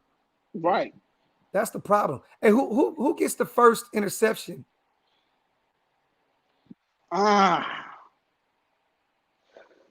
Me personally, it's out of Casey Hayward or Morick. Okay. It's out of them two. One of them two would get the interception this week on Ben. What did you think about Merrick, man? What did you think about his play week 1? I thought in some places, remember he played a 4-2-5. I think he was the only safety back there because you brought Jonathan Abram up in the box. I think he was in La La Land. Y'all left him out on the island back there. I think when it came to stopping Sammy Watkins from getting that touchdown after Wikowski got beat, that was good. But he was pretty quiet. We really didn't see much from Maury. Yeah, you know what I'm saying? So he was pretty quiet. Yeah, he wasn't tested. Yeah. That's why I'm waiting on the Chargers and Chiefs game. I think those are going to be the two games where you have to watch the divisional games. But that's those are going to be the type of teams where we're going to see what we really have with Merrick. When you got Patrick Mahomes throwing the ball all over the place, Herbert throwing the ball all over the place. I'm not afraid of Big Ben. I'm not afraid of Tua. Chicago, I'm not afraid of Andy Dalton at all. I'm not afraid of that defense. That defense is shitty over there in Chicago. Bro, that team looked really, really bad, bro. Look, that really bad, bro. Like I'm excited to go push their shit in when we play them in the Allegiant Stadium, bro. Most definitely. They terrible. Let me see. Shout to Box Mile. Lamar Jackson was really mad because he got strip sacked by. Oh my God, I ain't see that, bro. Do you think so? I don't think it was because of that. I think he lost the game. The game was over at that point. I don't think it's because of that. Right. We looking too deep into that shit, man. Like, you know what I mean? Like, just let the man play football. Just let the yeah, man like, play football, man. Just let That's him all ball he out, got to bro. do. Yeah. If a safety has a quiet game, it's a good game. But Merrick was flying everywhere. He even nearly took Abram's head off, and that means he wasn't tested. That means that the ball didn't get behind the linebackers too much. Right. It's great. It's great. Let me see. Em says, I feel bad for Mac. He's dying in Chicago. Shit, he should have stayed with the town. He should have stayed with the Raiders. You know, hey, one thing that happens is you go for the money. If you go for the money, man, you got to sit over there and you got to deal with it. You got to deal with it. You got to deal with it. You know what I mean? I don't think he's really too much worry, man. He's balling. You got money. Let me see. Turnovers ain't just the offensive mistake. Ain't just the offensive mistake. Let me see. Hold on. Yeah, I think Carr's interception was the only turnover on offense that he had, especially the turnover on downs. Yeah. I think that was the only turnover that we had. We didn't have no fumbles. Yeah, the interception in overtime and the turnover on downs was the only two turnovers on offense. I mean, we had a few penalties here and there, but game. Yeah. Hey, okay. So I like this question. I'm gonna do a sleeper on the offense and the defense. The offense, I want to go with Zay Jones. I think they want to build off of what we did with that game winner. I think that Zay's gonna have another couple big plays on the offensive side of the ball. If not him, Foster Moreau. On the defense, I keep going with Abram. You know what I mean? But you know what? I'm gonna go with Hobbs. I think Nate Hobbs has a big game week 2. Nate Hobbs. My sleeper on the defense. Sleeper on the defense? This is a tough one, man. This is a tough one. Because I'm a defensive line guy. I love corners. I love linebackers. But I played in the trenches and played on the offensive line, so I played both. Me, personally, I feel like the sleeper is going to be Fallon in this game. Yeah. Fallon's going to be the sleeper. Sanjit, check your inbox. Sanjit, check your inbox on Instagram, brother. I think Fallon's going to be a sleeper. I know he looked good, but if Kendall Vickers come up this week, I think Kendall Vickers might be another one of those sleepers on that defensive line. Offensively, I mean, Zay Jones is given. It's given with Zay Jones. I like that, bro. I think that's it's given for me. But if I wanted to pick an offensive lineman that's going to be sleeper, that Elmore dude. Yeah. Okay. I don't know what it is about me. I mean, I played in the trenches when I played football, so I like go with the players in the trenches. But Zay Jones is given after the game-winning touchdown. He just got to see more of the field. So Ray the Tape got Levitt's going to be the sleeper with a pick. Holy shit! What? Holy shit! Ray, I love you, brother. I love you, brother, but I don't know about that one. I'm gonna hold you to that. Because if it happens, I'm going to salute the fuck out of you. I am. For sure. But if it doesn't happen, I'm going to smoke you. I'm letting you know that now. Shout out to Jesse. Jesse says Clee. I like that one. It depends where Clee is at. If he's playing inside, he's going to be dominant. Because his weakness is playing outside. Knock Andrew says Spotlight. I can't wait to see you with the Steel Twins on your show. I watch those guys. They're a good channel. They got over 7,000 subscribers. They're a good channel. Yeah. I reached out to them and they said they was down. And it's twin brothers. So yeah, it's gonna be interesting. And they comedians too, so they funny. But we gonna talk our shit. That's just what we do over here. I'm excited, bro. I'm excited to check that out. Sanjit, I can't see your camera, brother. Shout to Brendan. Sleeper picks Thomas on the defense and Renfro for my sleeper. He's going to go off against Pittsburgh. Raiders. Okay. I think we already know what we're getting from Renfro, but I respect it. So you're saying Solomon Thomas on the defense? Because I just got done talking about he needs to do more. I don't know. It really depends on the rotation. Who is he in with? Who is the defensive ends? Like, yeah. I really don't know who is it going to be Solomon and Hankins? I mean, it really depends on the rotation who he's next to. Brother Sanjit, what's up, King? What's going on, man? How you guys doing? One of Oh, the outside of one of the week hardest one win, brother. players when it comes to breaking down film. Absolutely, man. I'm so fired up, man. Like, that night when we won, I think I might have like aged 10 years, man. Let me ask you, how do you feel about this win? Me and bro been talking about this for about an hour. Yep. Give me some of your input on this game, brother. Some game balls, some things we need to work on. We know we have some huge losses with Gerald McCoy and Denzel Good going down, and Yannick with the hamstring issue. Give us some input on the game and how you think of everything right now. Yeah, you know what's crazy is I was just watching the game, literally like in the last hour. I was watching the tape. I'm actually kind of worried, man. The right guard that I think is it Patrick Elamnor? Is that Something like that? Yeah. Yeah. He looked bad at times, man. Like he was getting beat. And the thing is Alex Leatherwood was struggling as well. Yeah. So, and Andre James was kind of struggling as well. John Simpson had his struggles. And I don't know if it's that the Ravens defensive line's that good or if the offensive line's a struggle. And I'm worried, man. Like I'm not gonna lie to you. There was a play specifically in which Derek Carr almost threw an interception. He tried throwing it up to Waller. Mm-hmm. I think it was Chuck Clark. He almost intercepted it with one hand. The reason why he almost intercepted it was because Derek Carr was pressured. They blitzed him. Marlon Humphrey came on a blitz. I think Patrick. And it was a tip ball too. Yeah.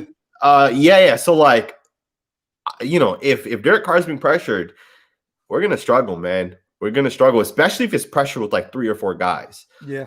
I think the Raiders need to go get another guard, man. I think Clutchy Assembly's still out there. Yes, I think there's a couple other guards out there as well. The defensive line, we were dominant, man. Max Crosby looks like a new player, man. It's crazy how good Max Crosby looks, man. I know you guys saw it. What do you guys think about Crosby? Like, what do you guys think about his game this year compared to the last 2 years? I think that just all he had to do was focus, man. And now that the game is slowed down for him, bro, do you see how fast Max looks? There was so many plays where he was running. Oh, yeah. He was running for Lamar. Lamar looked like he was the slower one out of the two. Sometimes I was like, holy that's crazy, man. But Max put the proper work in, man, on the offseason, man. And we were talking about him, where he took the sobriety serious. He quit drinking. I love what Max, just mentally where he is. All he had to do was put it together in his head. And now, man, it's just showing on the game. I think Max can be a Pro Bowler type player this year. Definitely. It's going to hurt with Yannick being gone this Sunday because I think Yannick's probably going to miss a week or so. Yeah. But I think that Klee coming back, I think Klee is going to have a chip on his shoulder, being a healthy scratch, which now he came out that, he was still dealing with a back issue. Yeah. I'm very excited about Mac, and he's such a good kid, man. He's such a good guy. That, I just love to see his type of guys like Max win, man. And bro, I'm excited. I'm pumped to have a defensive end like this.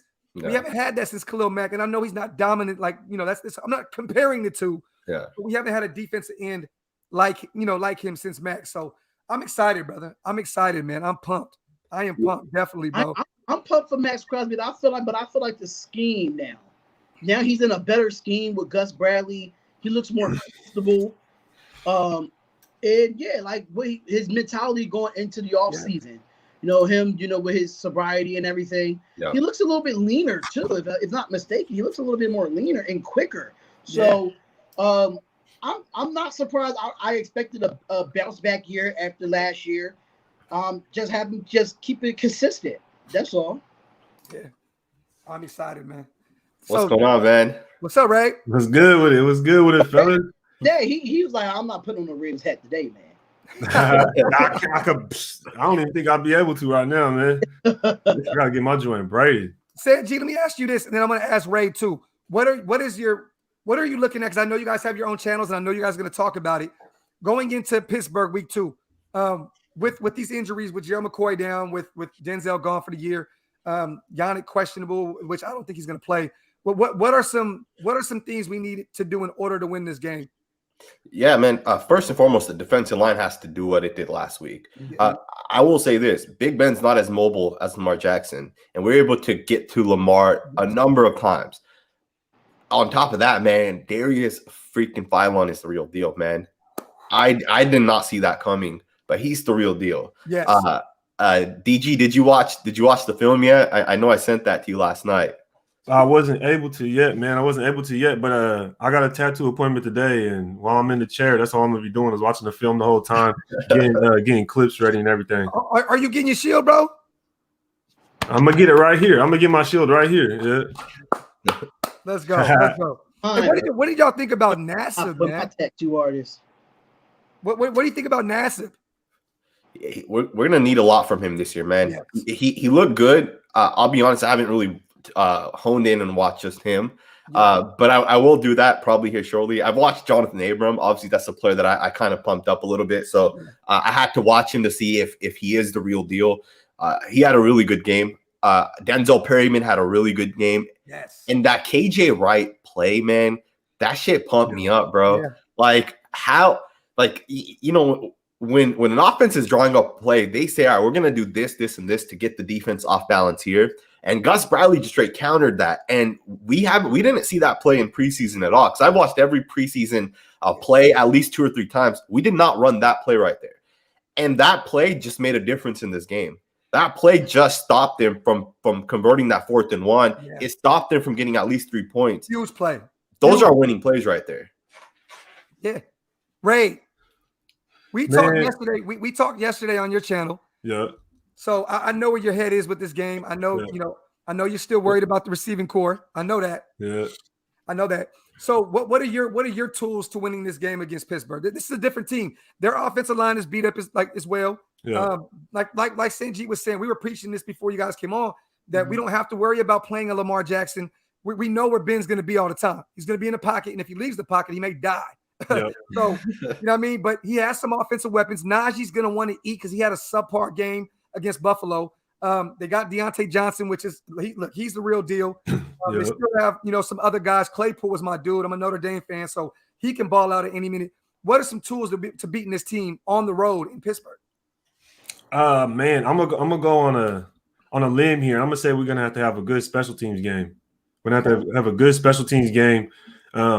Watching the Steelers game, they came up on a big touchdown based on the special teams. You know what I mean? Mm-hmm. Our return game was terrible. That worried me. So that right there, I feel like our special teams is going to have a big effect on this game. If we don't put them in bad field position, make our field goals, don't get good returns, and we let them destroy us like they destroyed the Bills on special teams, it's going to be tough. That's going to be one phase of the game I think that's going to be underestimated and that we're going to have to pay attention to. That's a good point. I didn't really think about this until I was watching the tape. They had a couple of good punt returns. Yes. We can't allow that, man. That's such an easy way to shift the field. Every punter can punt the ball 60, 70 yards. Every punter can, but you don't because you don't want to give the opposing team the chance to have a return, right? Yeah. So punters aren't going to punt it 60, 70 yards. They're going to punt it 40 or 50 so your guys can get down there and make the play. AJ Cole was bombing those plays, but we got to get good field position. Yeah. I think one time we started on the 40-yard line, and then too, I think we ended up punting the ball. We got stopped, right? Yeah. Last year, how many times did we start on our side of the field, right? Yeah. This time we actually did. We got 2 turnovers. I think both times we were on our side of the field. Yeah. That's huge, man. That's huge. Yeah. It is, bro. No, without a doubt, man. And another thing is that our offensive line is going to have to step up dramatically. I didn't like the way they played against the Ravens. I didn't like the way they played against Ravens. I think the Steelers are a little bit more stacked. Yeah. I think the difference between the two teams is that the Ravens on the back end are a little bit better, but when it comes to the front lines, the Steelers are gonna be out there. And now I don't know if is Devin Bush back. I heard he's playing week 2. Oh. Because Devin Bush is a good football player, and if he's in the game, he's going to be a factor. He got speed; he can go sideline to sideline. The run game for us is going to have to do something. It's going to have to do something. Like you see, Jacobs out there; he's gimpy. Drake, I didn't really see too much production from him when it came to running the ball. I know he got a handful of catches. We didn't even see Barber at all. So I'm gonna have to see this run game really do something if we really want to open it up. One, where was Peyton Barber at? You brought him in some short yardage situations. He suited up. You didn't throw him in there. But one thing I do want to talk about, though, I was saying in the chat and all that. I was doing something a little bit earlier. Derek Carr's mobility, man. Derek Carr, I feel like he showed improvement. I feel like he literally was moving, dog. Like, I feel like he just didn't stand there, take a sack. He actually would, I'm taking off. I'm going to move out this way. I'm going to move out that way. Even if it wasn't a scramble for 10 yards or first down, he still moved. He still got out of there. And whether it was for 1 yard, 2 yards, and he made a throw, I've seen improvement on his mobility, on his pocket movement. You know what I mean? Maybe he didn't take off, but he moved to the side and he made sure he could see downfield still. So I feel like I seen that improvement, but I ain't really hear too much, man. I feel like I didn't really hear enough, actually. Well, let me say this because I know you're probably talking about me specifically. I'm talking. Well, honestly, I'm talking about you, but I'm so glad that Sanjit pulled up because I'm talking to Sanjit too, man. Okay. Well, we can all agree though that DC was already showing improvement in mobility last year. Yeah, for sure. For sure. I mean? So I think that it was only going to continue to get better, especially when you got Mariota behind you. I mean, you have to use your legs at some point because look, in the first possession, we were talking about this yesterday. We were throwing some creative formations at Baltimore. It was insane. DC at wide receiver, Mariota at quarterback.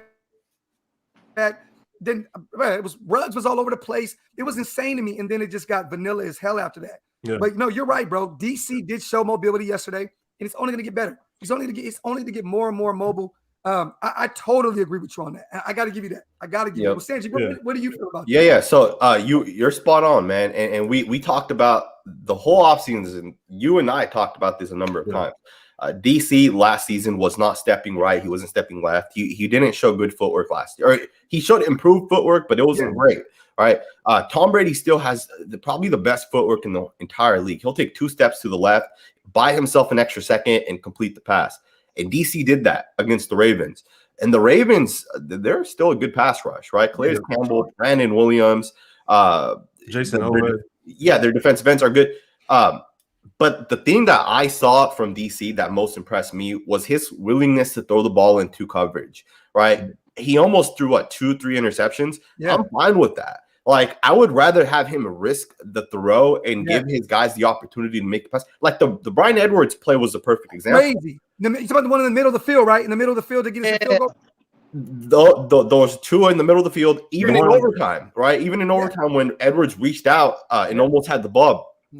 Carr threw it up, and Edwards came back to the ball and caught the ball. Yeah. I don't know if Carr would have trusted his receivers 2 years ago to do that, right? But he does now, and that's huge improvements that I see from Carr, and I'm happy that he took those improvements. I don't care if he throws the ball to Waller in double coverage. I don't care. I want him to give Waller those opportunities because Waller's going to come down with some of those. Yeah.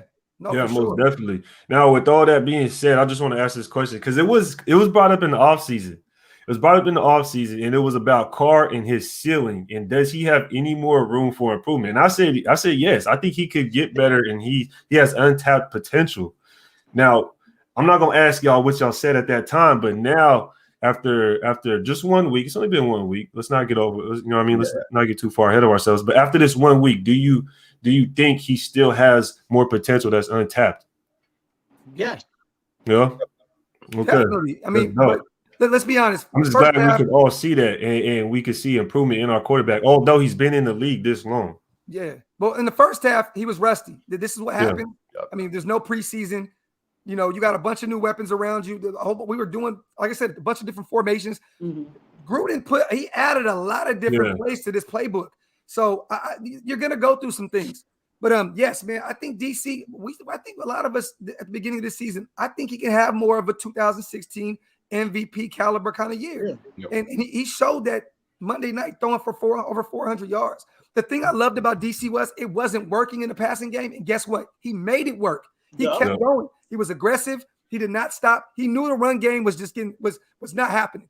And DC made it happen with his arm. And like Sanjit was saying, make them throws. I don't care. I'd rather have you throw an interception than just throw the ball away. That's what DC used to do. Throw the ball away. If he doesn't see something, he throws it away. No. He wasn't doing that. He was making plays. And like you said, his mobility showed. Yeah. 2 steps to the right, 2 steps to the left. He was all over the place, and that was freeing up receivers. But his progression was good too. Yeah, he made sure if he didn't see Waller, he didn't see Edwards. That check down to Renfro. Renfro gets yards after the catch. Yeah. That was big too. Yep. So Ingold was out too. there. Yep. Ingo was another one. So It's insane how Ingold has more receptions than he did carries. Yeah. And we had four or five fourth downs, like 4th and 1s, I believe we went for. Yeah. We had a couple for sure. For sure. Yeah. And he didn't get one carry. Yep. That's crazy. And I would have gave it to him on 4th and 1. On the first down on the 1 yard line. I would have gave it to him. That play where we were in shotgun and gave the ball to Jacobs for that 1 yard and Andre James got blown up. That I would have just liked to seen Ingold take that. Like, just give it Ingold, or you know what I mean? Sanjit, what were you thinking about when Leatherwood gave up that 5 yards on the 1 yard line? What was your thoughts immediately?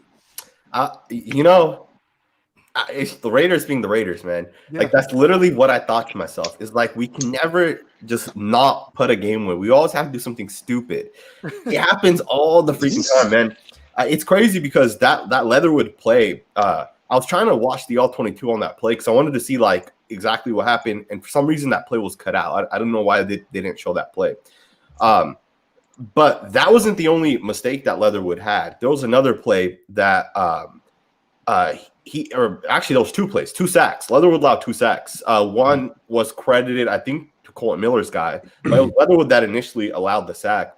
And he allowed a bunch of hits too. So I got to see improvement from him, man. Not just from the mental part of it. I need to see his play get better. I'm actually doing an all-22 film study of him. I got to do the editing of it. I'll probably release that later on today. But it was tough to try to spin it into a positive because there were just so many losing plays. But I will say he did get better throughout the game. Yeah. Like in the second half. You agree, huh? Spotlight, you agree with Sanjit? Yeah, I just feel like he's a little bit, like I said, I think his technique got to be a little bit better. That has to improve. I mean, he did get better once the game went on, but he killed me. I got on his ass with just stay still at the goal line. Just stay still. Yeah. It's simple. But I mean, I agree with Sanjit though. He just technique. One game he was good. Pass game technique. That's it.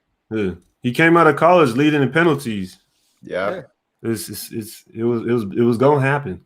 What does our guy have to do, Sanjit? We both been pushing this guy's name. What is Andre James? Look, he had a tough assignment with Calais Campbell. Look, man, you're pretty much your first game ever. That is a very tough defender to play against. You're gonna make some mistakes. I get it. The fumble, the couple penalties here and there. What does Andre James have to do to clean up his game? Because that can be costly getting on to later on in the season when we're on a playoff push. We can't afford for Andre James to make those rookie dumb mistakes, and he's not even a rookie. Yeah, so go ahead, brother. Yeah, so one of the things that I do after every game is I watch offensive linemen. I'm a former offensive lineman. It's the one position that I'm very comfortable in. It's the one position I'm very confident in. So I've watched Andre James and Leatherwood. I've watched every single one of the snaps. I hate to say this because people say you're just being a homer. You're just being an Andre James fan. His game was not as bad as people are making it out to be. He blocked on over 80 snaps. I think 82 snaps is how many snaps he played. Did he lose? Absolutely. He had two penalties, holding calls. One came on Patrick Queen. I think the other one was on Brandon Williams. He had another play in which he obviously mishandled the snap. Yes. Although I watched that play and I put the blame on Derek Carr on that play because every single one of the offensive linemen jumped. It wasn't just Andre James snapped the ball and no one else moved. Every player moved. Derek Carr looked to his right and he started saying something to his receivers. As an offensive lineman, that if the quarterback is going to say ready, set, hike, after he says set, the next word you hear is when you're going to jump, right? Yeah. And I feel like on that next word, Carr looked to his side to say something to his receivers because his receivers are moving. And I believe that would have been a penalty. There was that play. There was another play in which Andre James, I believe, did make a mistake. He didn't snap the ball and everyone moved. And they kind of, I think they blamed John Simpson for that. It was a false start. But that was Andre James's fault. He had that 4th and 1 play in which Raid mentioned Calais Campbell blew him up. But he also had a bunch of good running plays, right? Like you look at the Josh Jacobs, the second touchdown. That was Andre James. He pushed the defensive tackle out. He got up to Patrick Queen and he sealed off Patrick Queen. Josh Jacobs did what he does and he scored a touchdown. Anyone that's hesitant with Andre James, I would say go and watch every single one of his plays and make a judgment off of every single play. Was it a perfect game? Absolutely not. Right. I'd probably give him like a C+ for this game, but it is his first ever game. And the Ravens do have one of the best defensive interior defensive lines, right? Justin Ellis is a really good football player. He's ex-Raider. He's been in the league for 8 years. Brandon Williams is a top 5 nose tackle. Calais Campbell is a top 5 interior defensive lineman. That was a tough-ass matchup, man. And Patrick Queen's a great football player as well, right? Andre James has to get up there and block Queen as well. It was a tough assignment, man. I think he'll get better as the season goes along. I'm not worried about him at all. I think especially going into year 2, right? That year 1 to year 2 jump, I think Andre James can be a great football player for the Raiders. I like that. No, with that being said, Sanjit, who are you more worried about, Alex Leatherwood or Andre James? I would say, or let me change the question. Who are you more confident in, Andre James or Alex Leatherwood? So to your first question, it would be Alex Leatherwood. I'm more worried about Alex Leatherwood. Okay. The reason why is because I think the right tackle position has a bigger impact. If you can't anchor down on the right, on any side, right or left side of the line, Derek Carr is going to struggle. That too with Andre James, you're going to get a lot of help from the guards. Now, I will say this: we're missing both starting guards, so I don't know. That kind of worries me as well, right? Because I was relying on Denzel Good and Richie Incognito to help Andre James, and I don't know if we're going to have that. Right. And I believe, is it Cameron Hayward, who we're about to play? He's one of the best interior guys as well. I think the Steelers play a 3-4. I'm not sure. I'm not 100% sure. I don't know if they play a 3-4 or 4-3. They play 3-4. They play a 3-4. So I don't know who their nose is. I don't think Hayward's their nose, but I don't know. I haven't watched their film yet. But either way, Andre James can have another tough matchup, and even against the Dolphins, right? I think we play Miami week 3. That's a tough matchup as well, right? So it doesn't get easier for anybody, right? But I'm more worried about Alex Leatherwood. Andre James, his 3rd year in the league. Leatherwood's 1st year in the league.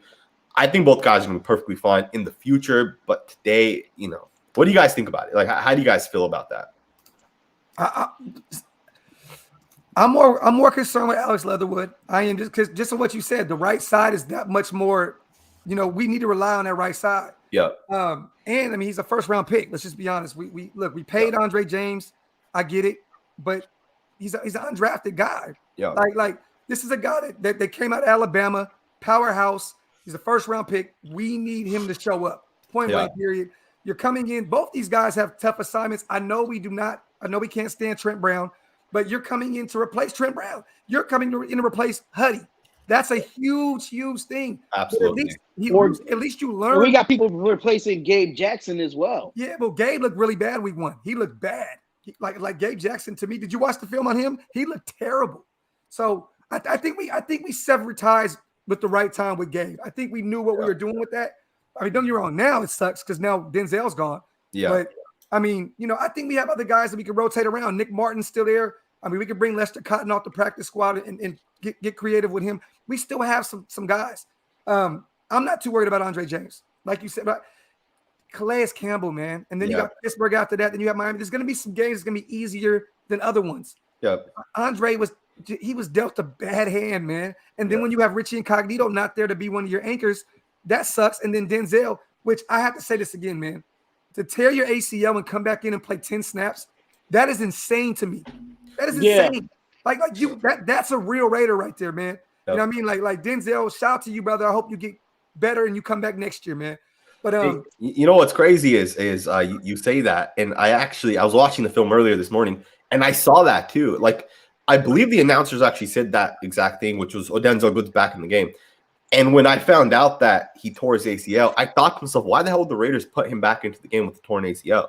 Now watching the film, we're down 14-0. That's when he came back in. That's a true warrior right there, man. He wanted to win. He knew that we're struggling. We're down 14-0. I got to come in and hopefully we can spark the offense. And we drove downfield. And I think he came out right before we scored, but he helped drive downfield.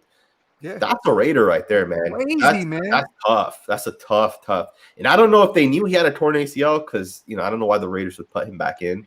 It doesn't make sense to me. But one thing about this whole line that we all can agree on is Colton Miller just keeps taking the next step forward in his progress. Like this guy can be an all-pro type talent if he just continues to grow. And Colton, man, like now he looks like the steal of that draft for us. I know everybody wanted McClinchy. Yep. I'm a Notre Dame guy. I was like, I want him too. I know the Niners kind of just went up in front of us and grabbed him, Yep. but I'm very happy with Colton Miller's progress of him just every year getting better. I do think that if Richie is here this Sunday, which I'm hearing good things, this O-line should be okay. We should be all right. We have some veterans, like I was saying with Nick Martin, some other guys. Illuminor, I don't know how to say his name. He looked pretty good. Is there some guys like KO? I would love to give KO another shot. I mean, look, when we had him, he was a Pro Bowl guy. Yep. Yeah. It's just injuries kept, keeping him off the field. But bring him in as more of a rotational piece. I think KO can still be effective. There's some guys that we can get. I am worried about the O-line. That was the main focus that I was worried about going into this season period was the O-line.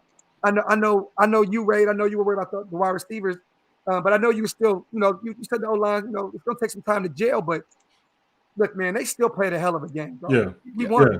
We won. It is, with all that being said, is Nick Martin that bad to where he can't play guard if we need him to? Like what is his role really? Is he really just that backup center for Andre James? I mean, he did play some offensive line back in college. But since he's been in the NFL, he has not played any other position but center. Yeah. But see, I'd rather have him at guard. I watched him in Notre Dame. Like he's a mediocre center at best in the NFL. Yep. Simple as that. Okay. He's not his brother. He's not that kind of talent. Nice. But I mean, who is really? You know what I'm saying? Yeah. But I think he would be great at guard. Look, Cable loves his old lineman to be versatile. There was a reason we went out and got Nick Martin. You know what I mean? At the end of the day, I think he could play across. Do not be shocked if we see him at guard a lot this season because of all the injuries that we're sustaining. But I think Simpson moves to the right with Richie coming back.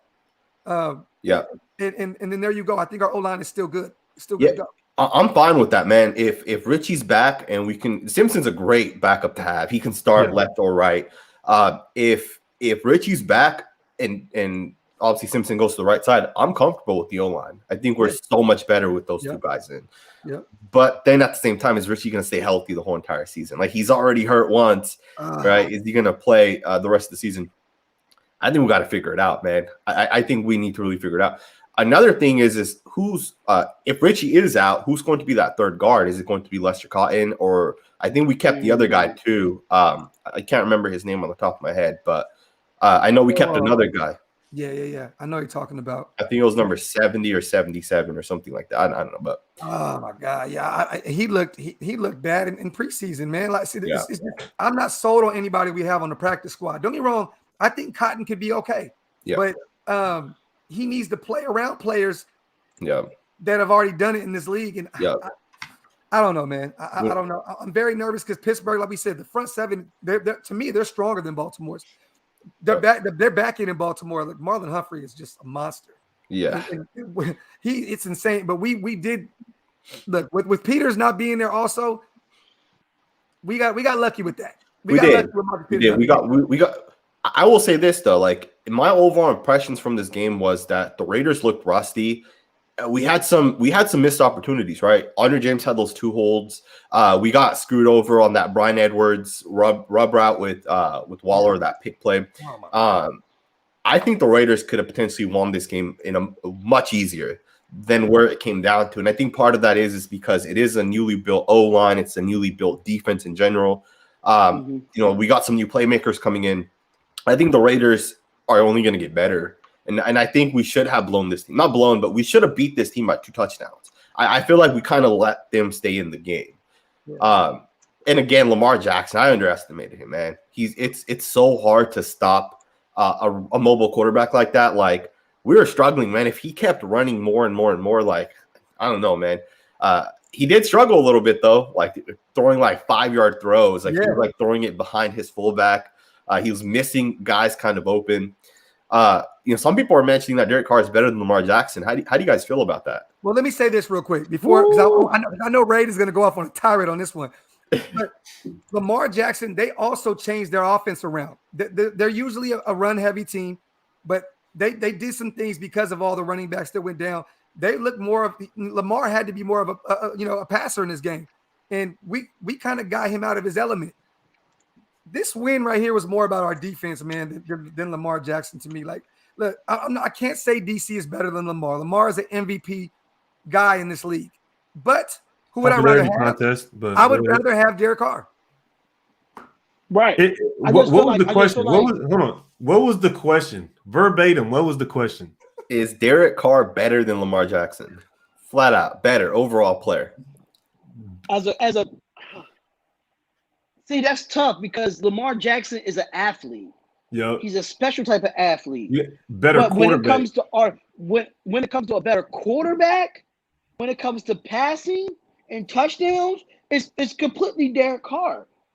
Because I mean, there's no way a quarterback is the leading rusher on your football team every single year. Yeah. Come on now. So yeah, Lamar's the better athlete, but the better quarterback is Derek Carr. I don't have nothing to say because Spotlight said it. Okay, so let me ask you this. I sounded like you on that one. Okay, so this is kind of a somewhat same kind of question. Okay, so we all grew up watching football. Who would you guys have rather had? Let me think about this. Michael Vick or Brett Favre? I gotta go Brett Favre. If you want entertainment, you want Michael Vick. If you want to win games, you go to Brett Favre. Yeah. My thing is I think about Mike Vick like this. Don't kill me on this, but I think about Mike Vick like I think about Allen Iverson. That's how I think of it. You know, Allen Iverson is the best pound for pound basketball player. To me, is the best pound for pound basketball player ever. He didn't have Shaq. You know what I mean? It was just AI, really. People will say, "Oh, he had Eric Snow and he had whatever," but it's like, come on, those guys aren't comparable. Those guys aren't comparable to having Anthony Davis like LeBron does. It's not comparable to Kobe having Shaq. And the fact that AI goes and plays the Lakers and wins a game, Ray, like, dude, that's dope stuff. I'm a Philly native. Talk that fuck, Ray. I'm a Philly native. Hey, we're not gonna act like Aaron McKee ain't the GOAT. Come on, bro. Knock it off. Knock it off. Before we finish that, because I know Sanjit has something. I know he's going somewhere with this. LM says, "What do you think about Nick Easton and Joe Dahl at guard?" I'm not too familiar with. I'm not too familiar with them. Joe Dahl. Dahl. Who did he play for last? The Giants. Was he on the Browns? I don't know. I don't know those guys. It might be the Giants, but I mean, if the Raiders need a guard, if they got to go outside to get someone, go get Clutch Hill Assembly, man. Go get a guy that's familiar with Tom Cable. You know, I don't know if he's going to fit the system. I don't know. I think Clutch Hill Assembly is a little bit more of a power guy, but yeah, for sure. Let's go get some guys who are going to fit the system, right? And that might not be Clutch Hill Assembly. But if Richie Incognito's back, I'll be honest. I have faith in Lester Cotton. I would be fine with Lester Cotton. Obviously, I don't know if the Raiders feel the same way, but I guess they did kind of keep him around, right? And you wouldn't keep a guy in his third year around unless you had some sort of confidence in him. Yeah. This is a good question right here. Shout out to my brother Ricardo, because we were talking about this before Sanjit and Ray got on. What do you think about moving Leatherwood to guard and then, going and get a veteran like a Mitchell Schwartz if healthy? We know if that's a big question, because the guy was durable his whole career until the last season when he never missed a game until he went out with the back injury. And if all these teams passed up on him, that lets me kind of think that Mitchell Schwartz isn't ready to be back in full football. But what do y'all think about Leatherwood going to right guard? I would just keep Leatherwood at tackle just because I'd rather have those two picks that we have as the anchors, and it would be easier to replace a guard, in my opinion. Yep. Because I would just want Leatherwood to progress in that position. I don't want him switching back and forth. I don't want a Cleveland Farrell situation where he's going DN to D tackle, and now we have Alex Leatherwood going to guard, and then next year he'll go back to tackle because Mitchell Schwartz wouldn't be here. So I'd rather just invest in Leatherwood. That's just the way I think of that. I totally agree with that. Raid's spot on, man. You don't want to mess up his development. Yeah, no, for sure. Yeah, definitely keep Leatherwood at right tackle. It's all about development. He's still a rookie. I understand that he's all about development, but I just want him to, put that effort in to develop. That's my thing. I want to see where his attitude at, where is his mindset, where he's going to look at to get better, what he needs to do to get better. But before I go, y'all, I gotta go. I'm a minute away from doing my live show with the Steel Twins. So I'll holler at y'all, man. Thanks for having me on, Docs. Definitely hit me up, man. I will, brother. Thank you for coming through. No problem. Let me ask y'all this real quick, though, because we still have Morrissey on the practice squad. I'm a huge Morrissey advocate. Like, I like him. Like, he could play across the board, too, on the O-line. What do y'all think about maybe activating him up and seeing what we can do with him? I mean, he's not going to start at center because Andre James, just like you said, Ray, you don't want to mess up his development. That's where he's playing. That's where he's playing. What do you think about bringing him in at guard or bringing him and moving him around? I think he just stays where he's at, man. I think he's one of those guys that's going to develop kind of like Andre James did. Okay. Andre James sat behind Hudson. He didn't come up until we really needed him to for that center spot. Morrissey, I just think he needs to get into his grown man body before he goes into guard. Yeah. I'm not the offensive lineman like Sanjit, but just my opinion, I think he just needs to get a little bit more stout, a little bit stronger to be playing in the trenches at guard. But what do you think? What do you think, Sanjit? You're spot on, man. Like I don't disagree. I like Jimmy Morrissey a lot, man. So just like graphic, I think he's gonna be a guy in the NFL someday in the future. But he needs to get stronger. He needs to come into his own body. He's 6'4". He has a good frame. He just got to get stronger. He got to put on, a little bit of weight. Yeah. But let's not move him to guard, especially not this year. And honestly, if we had to throw him out there, I'd be worried, man. At this point, like Calais Campbell would have done what he did to Andre James to him as well, man. Way worse. Yeah, way worse. Way worse. Because at this point, if you bring him out there, that is kind of let you know our O-line is in a bad situation. Yeah, it's really bad because you might as well go get someone that's proven in this league already to man that spot. Because if you bring in Morrissey and try to move him around somewhere, that could be pretty bad. Everybody's saying KO. We all know KO has dealt with injuries, but like we say, he doesn't have to be a number. Like he doesn't have to be that main guy. Like bring him in and just rotate him.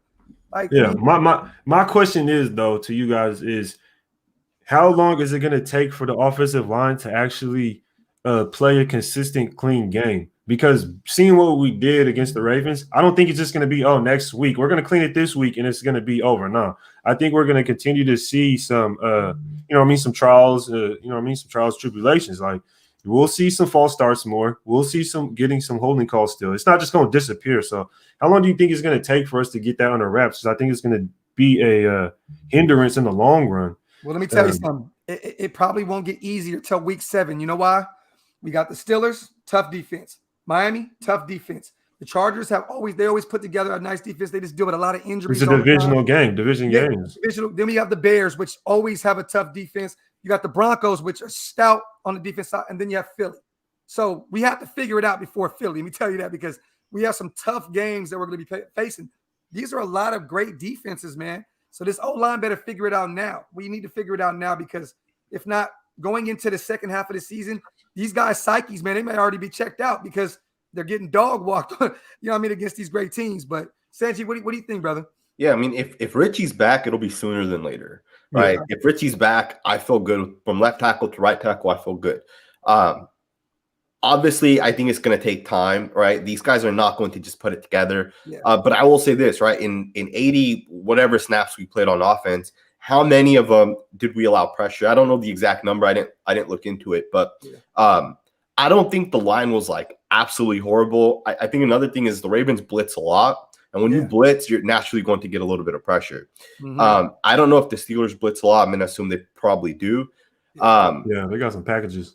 So it'll be interesting to see. But I think over time, the line's just going to get better and better and better. Guys can get more comfortable. It's week 1. Players are always the slowest and rustiest week 1. Week 2, week 3 comes around. Players start picking it up a little bit. Yeah. I think we'll get better over time. I don't know if it's this year, though, that like these guys are all perfect because we got Leatherwood and James, and that's some growing pains right there. If John Simpson has to start the rest of the year, which is what it looks like, he's in year 2. He's basically just now starting as well. That's going to be some growing pains as well, right? So I don't know if this year we'll see it, man. DC's going to have to keep doing what he's doing. I think as far as the pressures, I'm thinking more towards the penalties, right? Because you get down to the Mariota play. He runs all the way down. I don't know. I got to rewatch it, but he gets down, and we're on our side of the field. We're at least in the 20, 30 yards, somewhere around there. And from what I remember, we ended up getting a bad snap, and then it sends us back. But also during that same drive, after that run, we also had a penalty on offensive lineman. Yep. We ended up punting that ball when we should have got a field goal. Yeah. And it's not because we got pressure. It's not because Carr got sacked. That was just stuff outside of the play. Yep. Right? You know what I mean? It was a penalty, a bad snap that ended up a fumble getting thrown way back. Another play, we got a first down with Waller, when we were backed up against the goal line, and then it was a holding call. Yeah. It's not so much the pressure that I'm worried about, because I think if Carr's showing that mobility, his pocket presence, he's going to be able to move. He's going to make something happen. He's going to have to if he wants to make that next step. But as far as those boneheaded plays, you can't have that, because then it's just going to make it – because people say, oh, Carr was rusty in the first start of the game. Well, we got all the way down to about the 30, 20-yard line. The ball gets snapped 15 yards back behind him. You get an offensive line penalty. Yeah. I mean, what the hell is he supposed to do at that point? You see what I'm saying? Well, I was talking more about his throws, though, because he was high. Yeah. He was high, most definitely. I understand that. But at the same time, say he doesn't get the bad snap. Say he doesn't get that penalty. He's putting points on the board without a doubt, because even on that drive, he's throwing high. We still got down the field. Yeah. Right? So I just want to see the offensive line stop making boneheaded plays. Give up a sack. I understand. Alex Leatherwood, he gave up a sack, a couple. That's fine. You're a rookie. You're going to do that.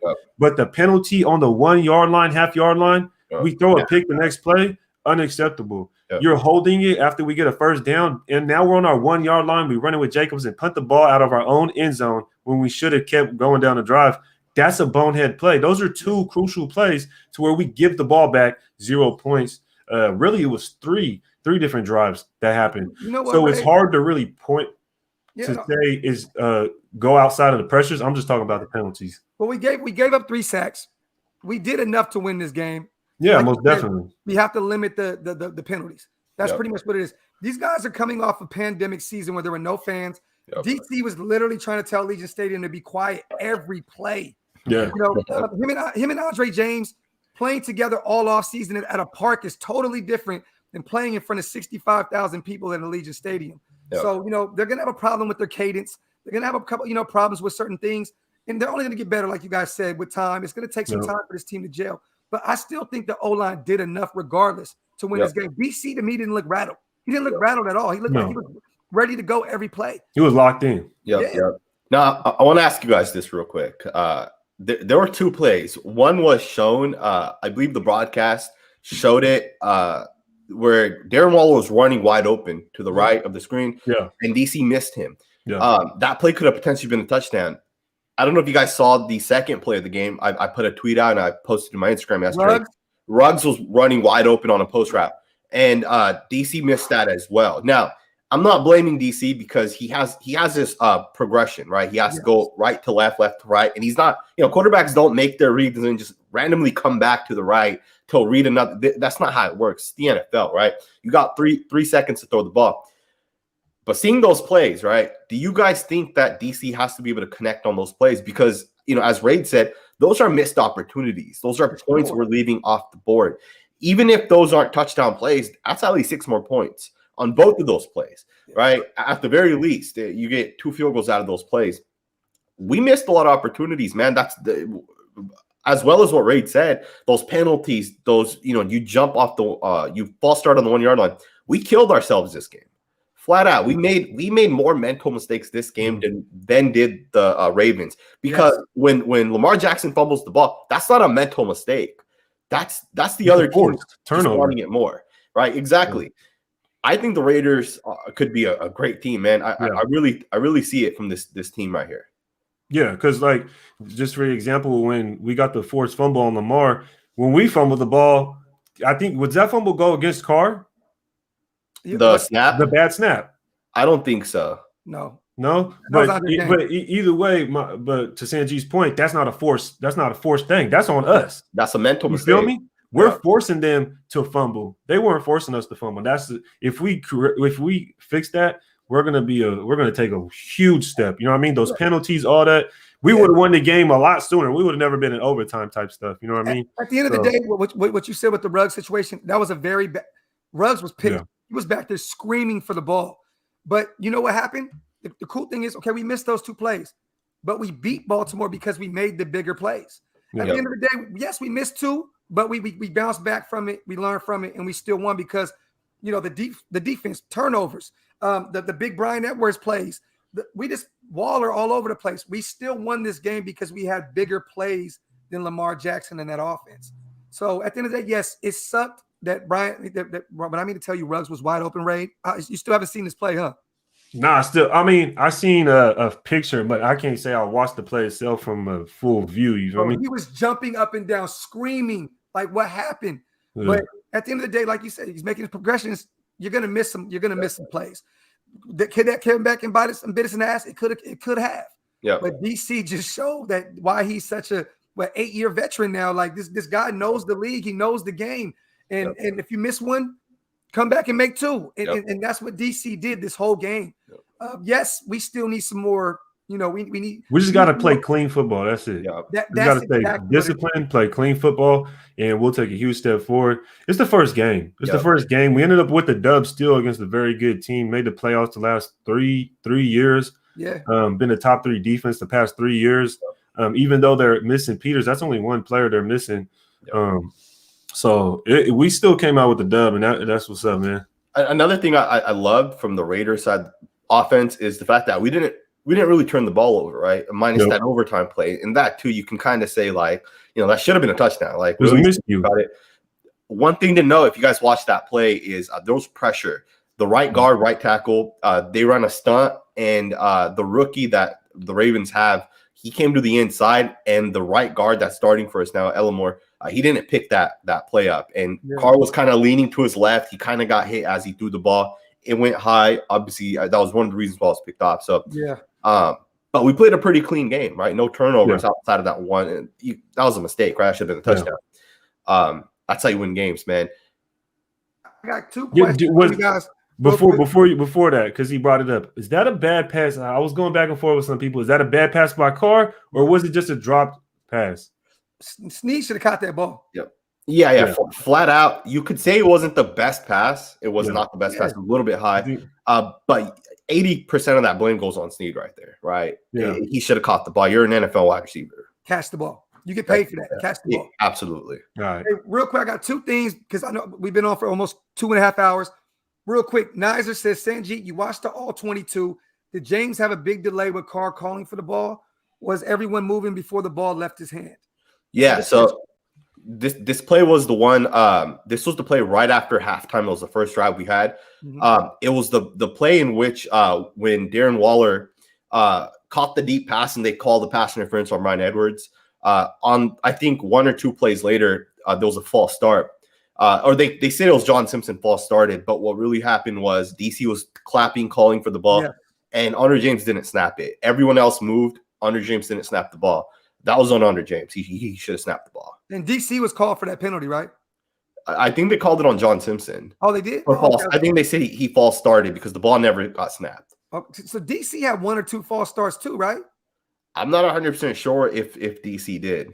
I could have sworn DC had false start. I thought he had at least one false start. He had a delay a game, I believe. There we go. Delay a game. I don't know. What happened between? I'm like, damn, how the quarterback get a false start? I'm like, no, it was some weird. I forgot what it was, but I think it was a delay again. Yeah. Look, man. Look. Jet lag, y'all. I was just thinking in my head. You had my head about to explode. I'm like, yo, what the hell's going on? Hey, look, we shout out to Pacey because this was the last question that I have for you guys. Casey Hayward looked really good out there, like really, especially in that first half. Man, he was balling.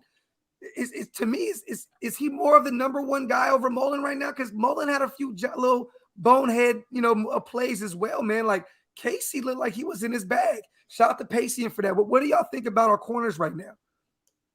I think with Mullen, maybe because we're in a new system, he still has to understand it because I've watched film before Gus Bradley's system, and the cover 3 beater is there. If you're in cover 3, the offensive coordinator, any NFL, coach is going to know this is the play to beat this. And we were in the group chat, and I said they have something in their bag. They're just waiting. They ain't using it. You know what I mean? You can't come out and use that play because they're just waiting for it the next time. And the play they used to really beat it was that the Hollywood was one that beat it. They beat Mullen right there. People try to say it was Nick Witkowski, but on the backside in that cover 3, that corner has to continue going deep. But what happens, they sink down to that wide receiver. They get stuck. They don't see a guy 20 yards behind them coming from the other side of the field. And then that's how Nick Witkowski, a linebacker, ends up covering a Sammy Watkins 30 yards downfield. Yeah. So with Mullen, I would have to watch the actual all 22 because it's hard to see DBs what they're actually doing compared to just the broadcast. But Casey Hayward, he's been in this system. I like Casey. I like the fact that we went and got Casey Hayward. I said he was going to start over Arnett, so he's doing exactly what I thought he would do.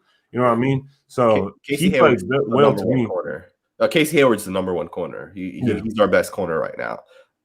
As Ray made a great point. He said that Mullins still new in the system. He's still new in the league, man. He's only third year, so he's gonna get better. You know, Casey Hayward's what 7, 8, 9 years in the league, maybe more than that. I don't know on the top of my head, but Yeah. Casey Hayward's he looked good, man. He looked real good. Hey, real quick, where was Brandon Parker? Or was he? I don't even know. Was he even out there? No, he didn't. No. Well, I mean, he's the backup tackle, so he wasn't going to play. I'm saying, like, he didn't come in at all. Like, there was just no. I didn't see Brandon Parker out there at all. I would assume, like, you know, if you see Alex Leatherwood struggling here and there, you know, you bring in Brandon Parker, maybe give him a breather. I didn't see Brandon Parker at all. Nah, I'm not taking Leatherwood out at all. Yeah, he can't. Not for Brandon. I will take a tired Alex Leatherwood over a fully healthy, energized Brandon. I know he was out there on special teams. I just didn't see him at all on the line. So shout out to DB Crypto, Sacktown boys in the house. Thank you, brother. Content rocks. Keep it up. We're gonna need some more O-line. Who do you guys think we can get? We were all just saying Crypto, KO. Go get KO. You know, no reason why we can't bring in the Simile. Look, man, former Raider. He wanted to be here. When I met him in Atlanta, all he can do is brag about the Raider Nation. He loved being a Raider. And he's a good guy, man. I would love to bring KO in. Definitely. Crypto, I appreciate you, brother, on that. No, but I was just shocked because I'm like, all this depth that we have, like, I'm like, we ain't seen Brandon Parker, bro. Like, what the hell, bro? Yeah. I want to ask y'all about this because I know you've been on here for a minute. You're probably going to dip out here for a second, but I want to get this before you do. The Yannick injury, do you guys see that being a dramatic, like, significance to our defense? Him going out. Not only him, but Geno Atkins being out also. Gerald McCoy. Geno Atkins. I'm tripping.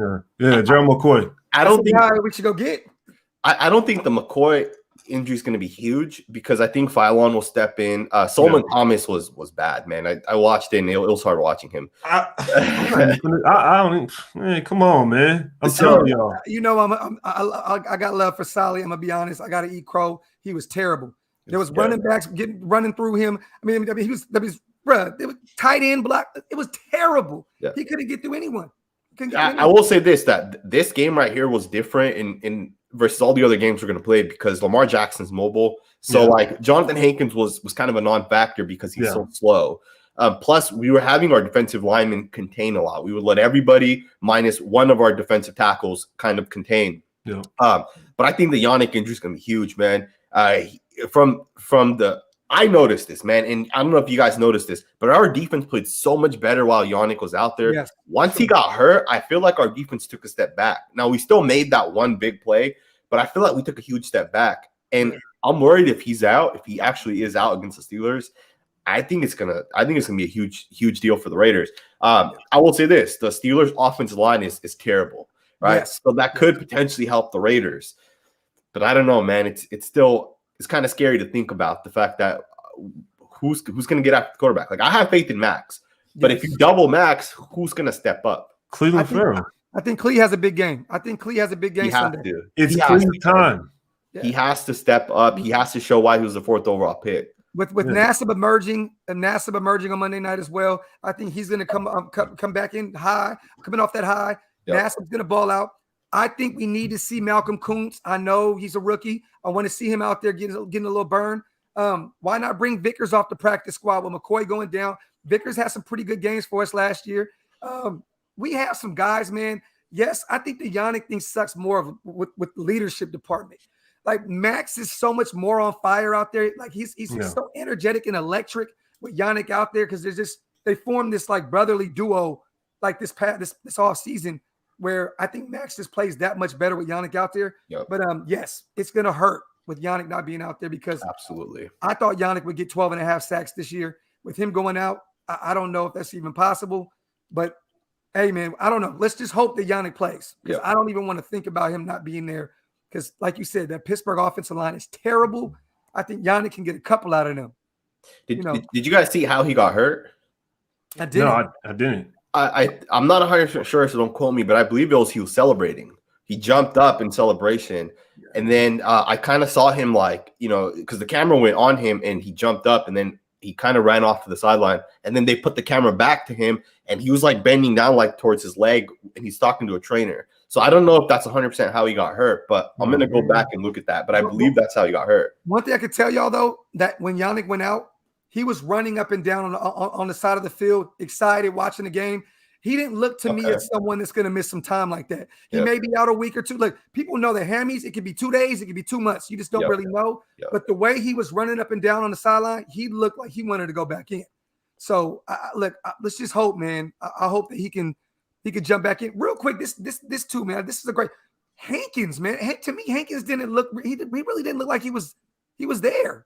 Like what? Like thank God Falone is there, but Hankins didn't look too good. I think he dashed up the middle in that first half. It was bad. I think with Hankins, it could be part of the plan.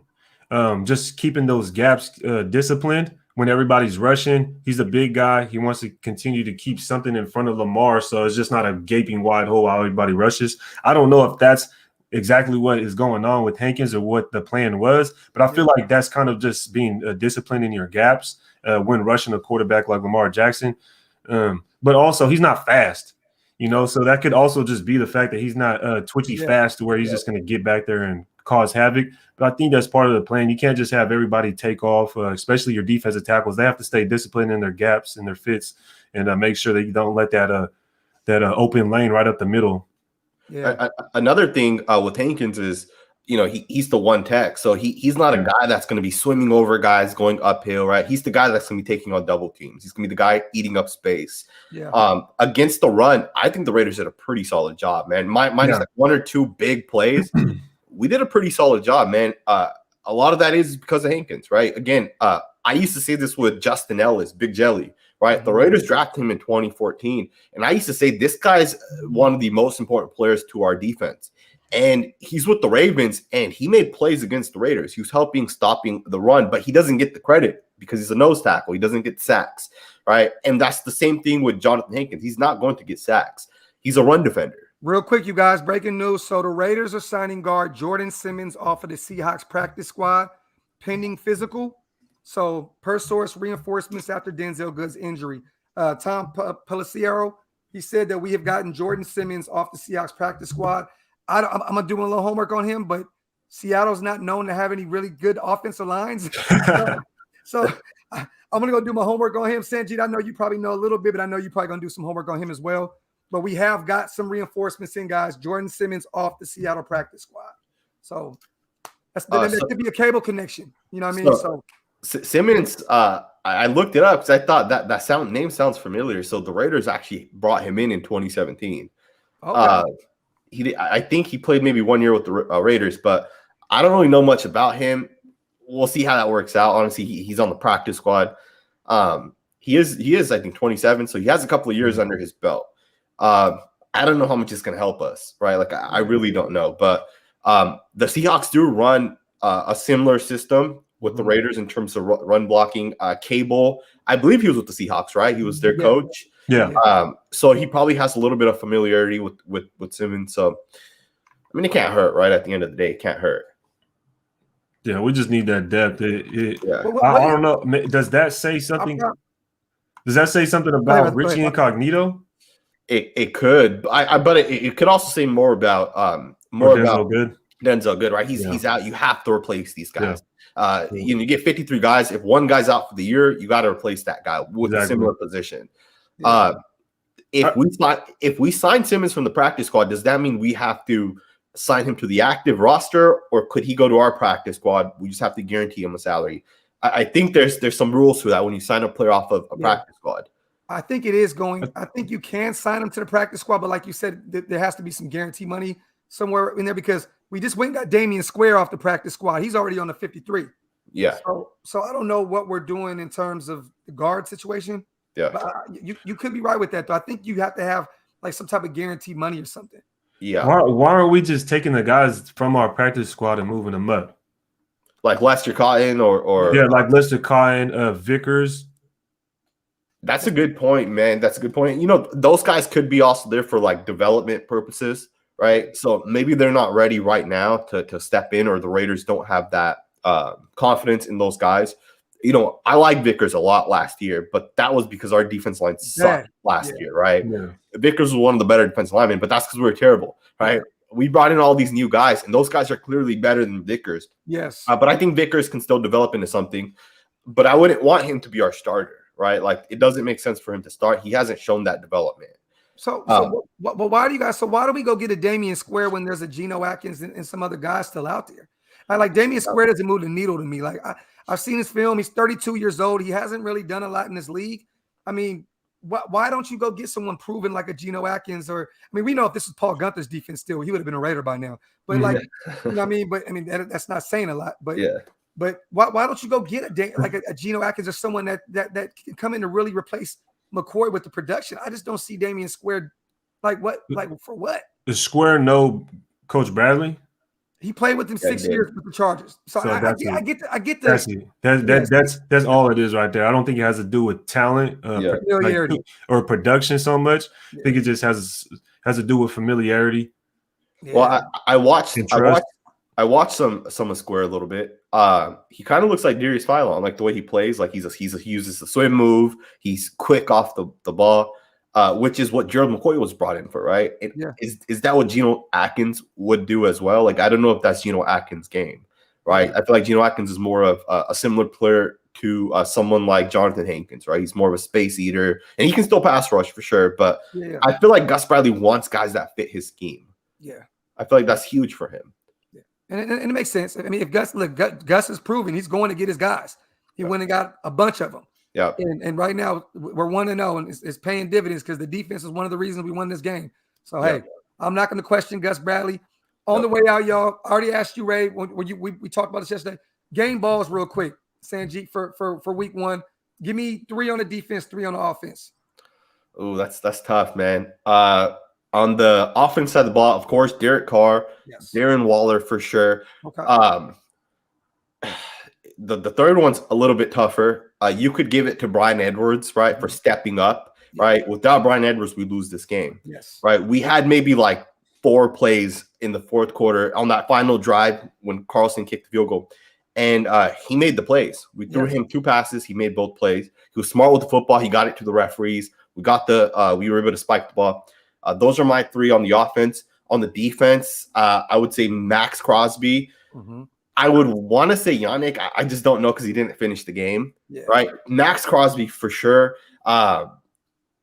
KJ Wright, honestly, for his plays. I know he allowed that one catch that everyone kind of killed him for, but he was shedding blocks. He was doing some good things, and he made a difference, man. You don't need one guy making 7 plays. You just need 7 players to each make 1 play, right? And KJ Wright made his impact play for the Raiders. And the third game ball would be Jonathan Abram. I think Jonathan Abram has shown so many great things over the last 2 years.